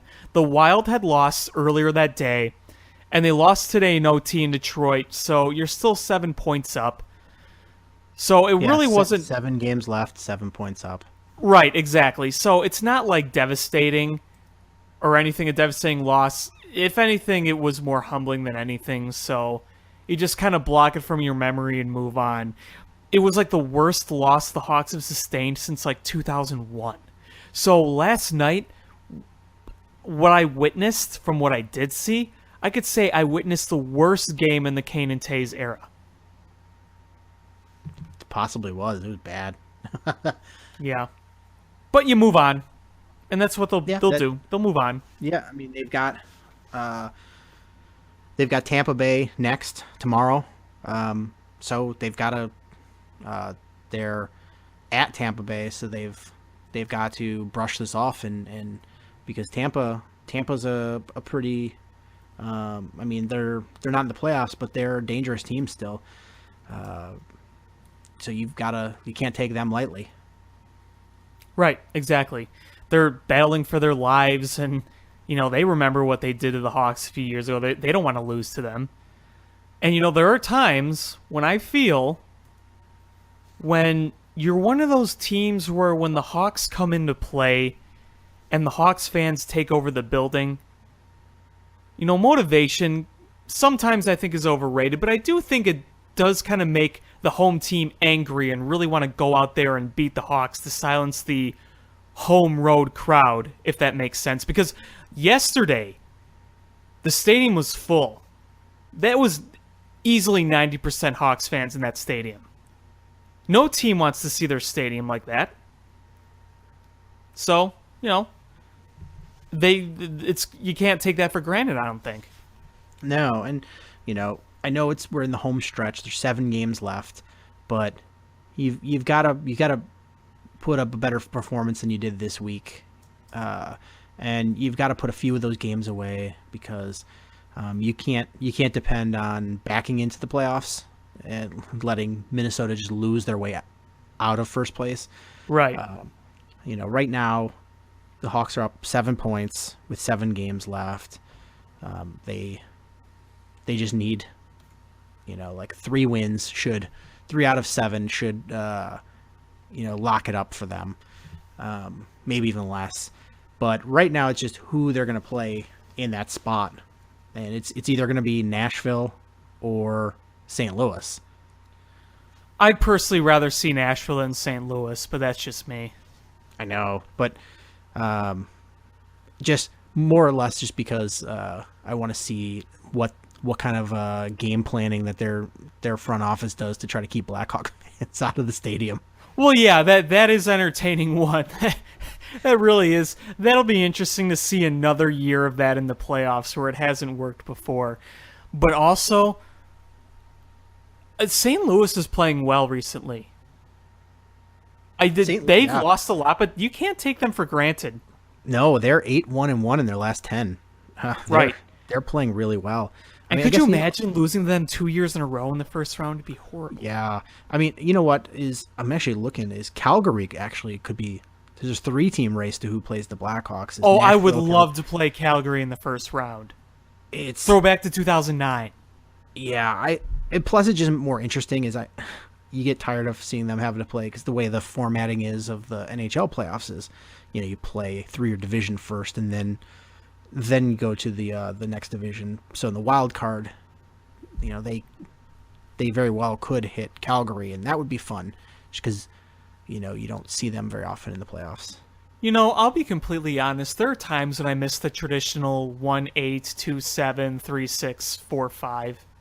I don't know about you. I don't know what your opinion on that is, but there are times when I do, because frankly, I'm tired of seeing dang Predators and Blues in the first round, and then the Wild in the second round. I don't know what. They're probably sick of it more than we are because we've been the ones to go on and win Stanley Cups, let's face it. But what's your opinion on that?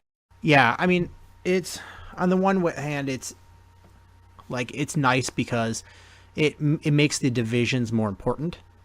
And you always like to see the importance of division because in hockey, it doesn't really matter almost sometimes because you're like, as long as you're, or basketball, I'm sorry, basketball, it doesn't really matter what division you're in. As long as you're in the top 8 in the conference, Right. it's just kind of like, you're just, the conference is all that matters.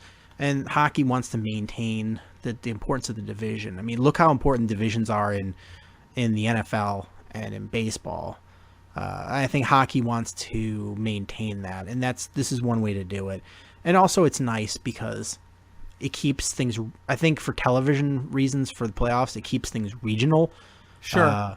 That's they probably like that travel wise, but as far as a fan, you just get bored of seeing the same teams over and over. Right. You're like, hey, that's my whole reason for wanting them to see Calgary in the first round is because you're like, well, you don't see them play Calgary that often. No, you don't.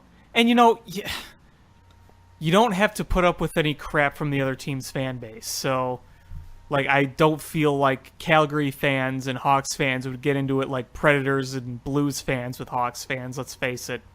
Yeah, I mean, I'm tired of seeing San Jose. I'm tired of seeing the Ducks. I'm tired of seeing the Blues. I'm tired of seeing the Predators. I'm tired of seeing the Wild. So Calgary would be nice. And then, it would be nice to see Edmonton after that. If you could somehow make it, those are the two of the teams you have to play. That would be refreshing. Yeah, I was just thinking, I'm like, I know this isn't possible, but can there just be one magical year when the Hawks win the Stanley Cup again where they don't have to go through St. Louis or Nashville or Minnesota? Like, can it be like a Calgary and Edmonton and, I don't know. I mean, those are really the only other options because everyone else is either Minnesota, the Blues, or the Predators. But, just kind of wishful thinking for once. Yeah, it's just, the formatting just forces you to see the same teams over and over just because division-wise, for the Blackhawks, I mean, Winnipeg was good for a few years, but, Dallas is bad, Colorado's bad, and you see your division opponents so often. You're just, even when you're not playing them in the playoffs, you're just like, I've seen them play so many times. Right. And, it gets a little old, but you don't see them play. Vancouver in the playoffs, you miss that because you were sick of it for a while. You were sick of it for a while because you're like, they just play them every year, but now they don't play them. I guess really it's Edmonton and Calgary is the two in the whole conference where you're like, they don't play them that often. Right. Exactly. And what's really, really, really interesting is how much I miss that Vancouver Hawks rivalry. Because back in 2010, 2011, I'll tell you, there was no team in sports I hated more than the Canucks. I loved hating them. And now that rivalry's gone, man, I miss it. I remember rooting against the Canucks as much as I was rooting for the Hawks in the Stanley Cup Finals the year before. That Game 7, I was rooting for the Bruins like they were the Blackhawks. I will never forget that. And I miss that rivalry so much. Yeah, and I'm just sort of looking at the Eastern Conference, and right now it would be Washington would play Boston in the first round, and Montreal would play the Rangers, and Columbus would play Pittsburgh, and Ottawa would play Toronto. And every bit of me wants to see that next round of Montreal versus Toronto. Oh, I am dying to see that. I am absolutely dying to see that. Could you imagine the ratings for that series, especially in Canada? Arguably the two biggest fan bases in NHL. Oh, I think it's definitely the two biggest fan bases in the NHL. I mean, Pittsburgh's pretty up there too, but those teams, that would be so good. And I mean, I know Columbus they're playing really well, but it would be really I think I would rather see Pittsburgh versus Washington. Oh, yeah, so would the rest of the country. I mean, you got to give a lot of credit to the Blue Jackets. They're a very good team, very entertaining to watch, but they're not going to draw the views like a Pittsburgh and a Washington. Yeah. So yeah, the Blackhawks, they've got to regroup and finish this season strong, and much better to play. Much better to have that best record in the conference, or in the conference, so you get home ice advantage. I know it's not that important for them, but it's the energy that the team brings is nice, so they've got to pick that up. Yeah, and you have 2 weeks left, and it's about, 8 games left? Something around there? 7 games left. 7 games, yeah, close enough. So, a week's worth of games left. You got 2 at home, and the rest are on the road. You've played really well on the road, so, if they get more points than half, let's say, so 7 games, that's 14 points. If you could get maybe 8 or 9 in that stretch, I think they're in pretty good shape to win that conference. Yeah, I honestly think if they get three wins out of those 7 games, that they could win the best record in hockey, or best record in the conference. Yeah. Not sure about the President's Trophy, but they're not. Who cares about the President's Trophy? I don't care. That's a bad luck anyway. It really is. And because when you think about it, the Hawks did win a President's Trophy in 2013, but that wasn't a full season, so, Yeah. So I think the last thing we want to talk about is every week, basically from Super Bowl to then NFL draft, is we take a look at one position and highlight some of the players coming out of the draft and scout them. And what I do is I watch actual game footage, not highlight reels, but actual game film of the player, and I watch every snap that they're involved in for an entire game, and then I watch most of the games from that season. And this week is edge rushers. So if there's anybody you want scouted prior to the draft, let me know. And the next 2 weeks we'll finish it up. This week we've got edge rushers. Next week is safeties, and then the week after is quarterbacks, which I know we've already had a lot of people requesting people. But if there's anybody you want scouted, if it's a safety or a quarterback, we'll get to them next week and the week after. But if it's any other position, I will go ahead and just do it for the next week. So hit us up, and we'll add it to the queue. So the first one is far and away the best in the class. I looked at Myles Garrett, 6'4", 272 out of Texas A&M. The pros on him, for his size, he's very fast. He's athletic, he's strong, and not just on the field strong, watching his play, because I was watching him play, and I'm like, this guy plays strong. I bet he had a good bench rep at the combine, and he put up 33, which is a pretty darn good number. He's got a full repertoire of pass rush moves. You don't see that a lot in college as somebody with a sophisticated repertoire. Usually those are things you develop after years in the NFL.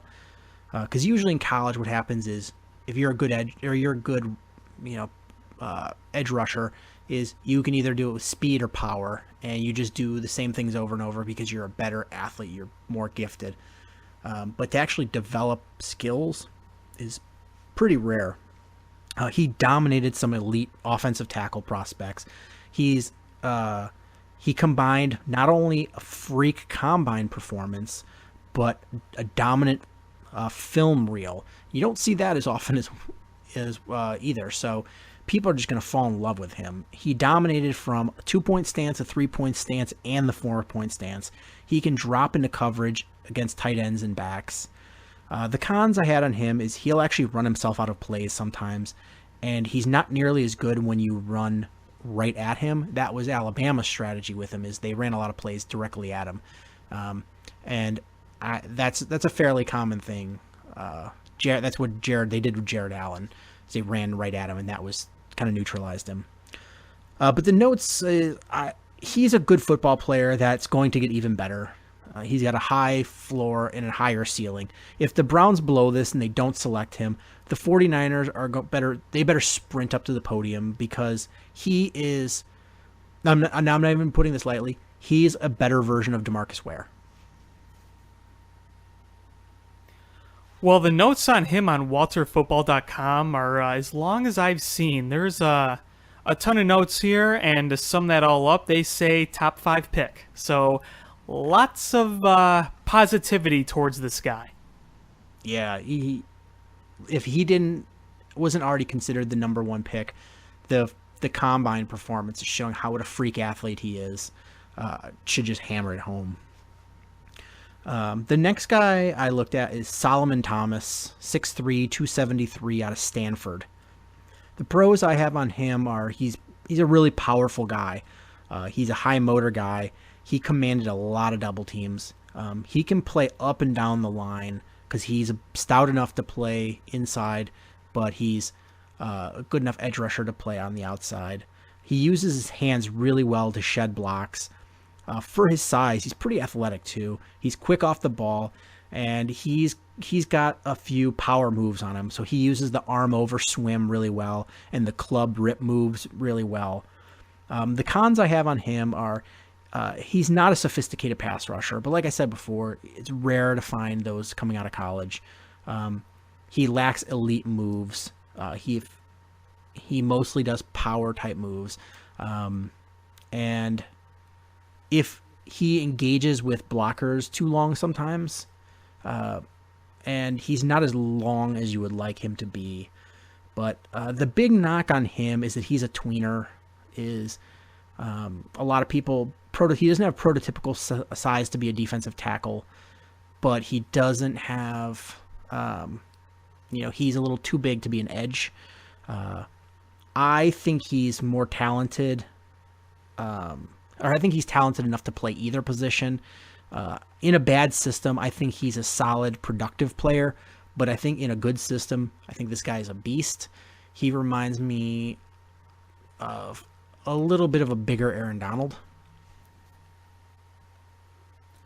Yeah, what this is basically saying, it's kind of summing up what you're saying. It's like there's pros, there's cons. It's just kind of there are times it's kind of head scratching on what he could potentially be.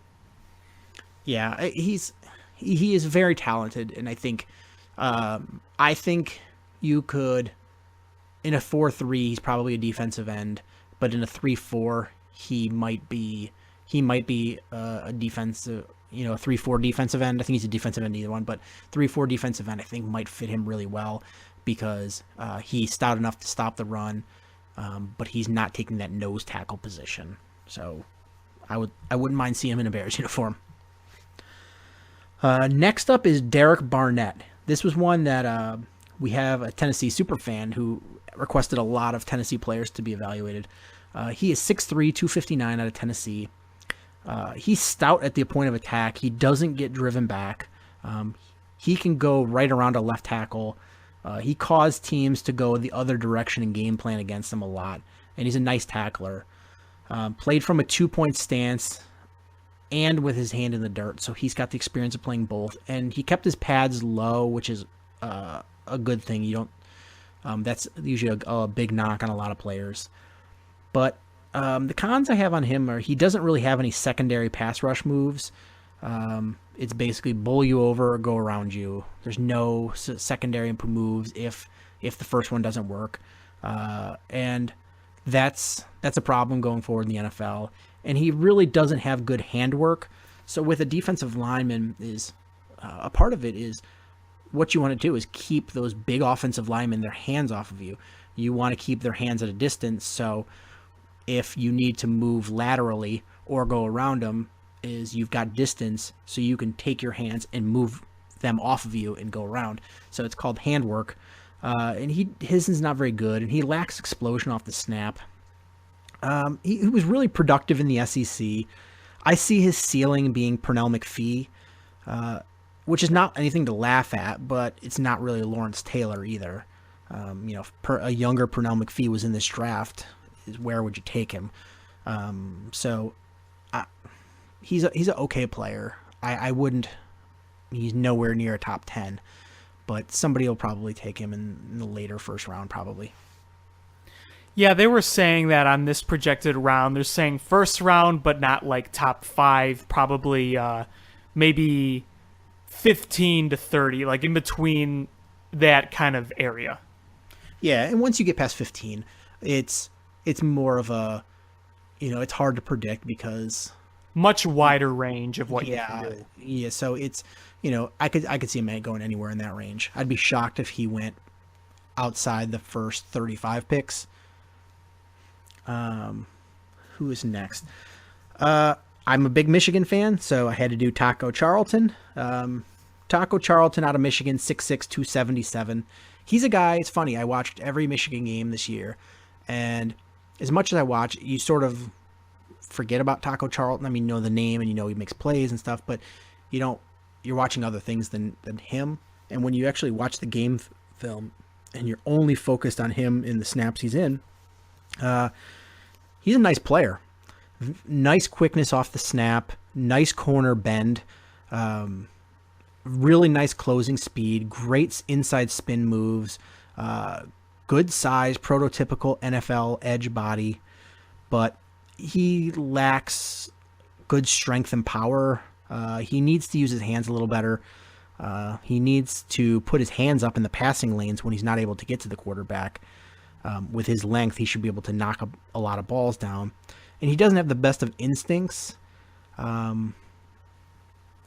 It's funny because he's 6'6", 277, and I don't know how a guy who looks 6'6", 277 looks undersized, but watching Taco Charlton, he does just that.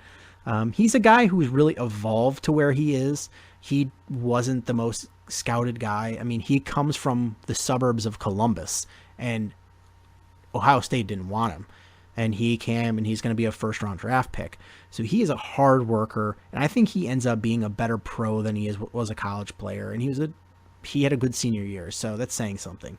So I like Taco Charlton. Somebody's going to get a good pick out of him, and you're going to see him probably year 3 of his career. He's going to take off, and you're gonna be like, wow, where did this guy came from out of nowhere? Yeah, there was on this report right here. It's another one of those excuse me, scenarios where they say first round projection, but not like a top 5 or top 10. Kind of the same thing we talked about earlier was with Derek Barnett, kind of 15 or later in first round kind of guy. Yeah, and the last guy I look at is Takarists McKinley, 6'2", 250 out of UCLA. This guy is really athletic. He's got a quick trigger. He's only 6'2", but he's a long player. He's got the speed to easily get around the edge. He changes direction really well. The cons on him are he has a really hard time getting off of blocks, and at 6'2", 250, you'll see that. He lacks the bulk and strength to be a full-time edge rusher, and he just doesn't have the frame to add any more bulk. I think where he comes in and has a big impact early is as a situational rusher, because he's got that speed. Is you can put, if you're a team later in the first round or a team that's got a good defense and is a playoff type team, is you have the luxury of being able to draft a guy like this, and you're not stuck having to play him right off the bat for 3 downs. Is you can put him just in passing situations and just let him pin his ears back and go after the quarterback. And I think you're gonna see some shocking numbers from him. He might, he honestly might even be lead rookies in sack numbers, but it's a little deceptive because that's all I think he'll be put in is early pass rushing situations. It'll be when a team has to utilize him for 3 downs as we'll see what a good player he is. But I probably see him going around the early second, maybe late first.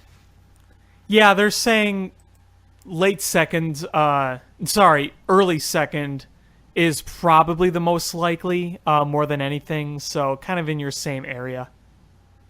And I said last week that I would do my first mock draft, and I did just that. And the way I do it is it's easy as a fan to go, if you're making all the decisions, and you can be like, well, I'm going to draft this guy in the first and this in the second, but it's a lot more unrealistic. So usually what I do is I use the site called firstpick.com. So it's first-pick.com, and it has, based on different websites there, rankings of players and team needs and draft positions and such, and it figures in some trades that make sense, and it'll pick for the other teams. So a guy that you are like, wow, I think he could be there in the early. The second is, sometimes when you go through this mock, it'll put him all the way up to middle of the first, or sometimes he'll fall to the end of the second. So it adds that unpredictability element. So makes it a little bit more realistic. So I did my first mock draft, and in the first round, I had the Bears taking safety Jamal Adams out of LSU. Second round, I was very shocked to find that Deshaun Kaiser falls all the way to the Bears in the second round. So we get our quarterback of the future, hopefully, in Deshaun Kaiser from Notre Dame. Round 3, I chose the in legal trouble cornerback from Michigan, Jordan Lewis. I think he's a much more talented guy than I think he's like a second round talent, but you get him in the third. Fourth round is you get a wide receiver who I like the upside of, is USC's Juju Schuster-Smith. The second fourth round pick that they have, I have going with another wide receiver, Michigan's Amara Darboh, trying to replace that Alshon Jeffrey talent. Fifth round, I have him taking a big project, but with a lot of upside, offensive tackle Julian Davenport out of Bucknell. You can't teach size, and he's like 6'7", like 350. He's a big man. And then the seventh round, I have them taking Alabama defensive tackle Jeremiah Ledbetter.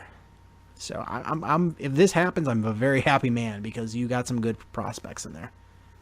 Yeah, because, I really want Jamal Adams. I would love to have him on the team. I really think he'd be a great young piece to rebuild that secondary that they need to do. I want a stud safety for once. Yeah, and I think it's a safer pick than, any of the defensive linemen that'll be available. Absolutely. I like Jonathan Allen a lot, and I like Solomon Thomas a lot, but anytime you pick an edge rusher, there's a risk there. So I think safeties are much easier to predict with early round ones. So fingers crossed that they make the right decision. Yeah, many fingers crossed, many nervous. Yeah, cross everything.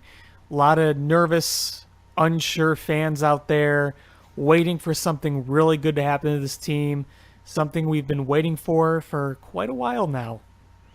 Yeah, so I don't know if there's anything else you wanted to add this week, my friend. No, this was a real good show. We talked about pretty much everything. Yeah, I think it was a great show. So let's wrap this up, and if you want to follow us on Twitter, it's at Swerski Sports and at ShyFanPat1. Facebook.com/Swerski Sports, SwerskiSports.com.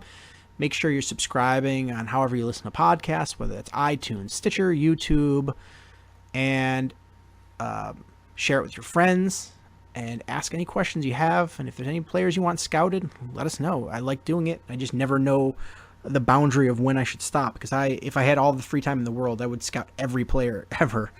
But thanks you guys so much for listening, and until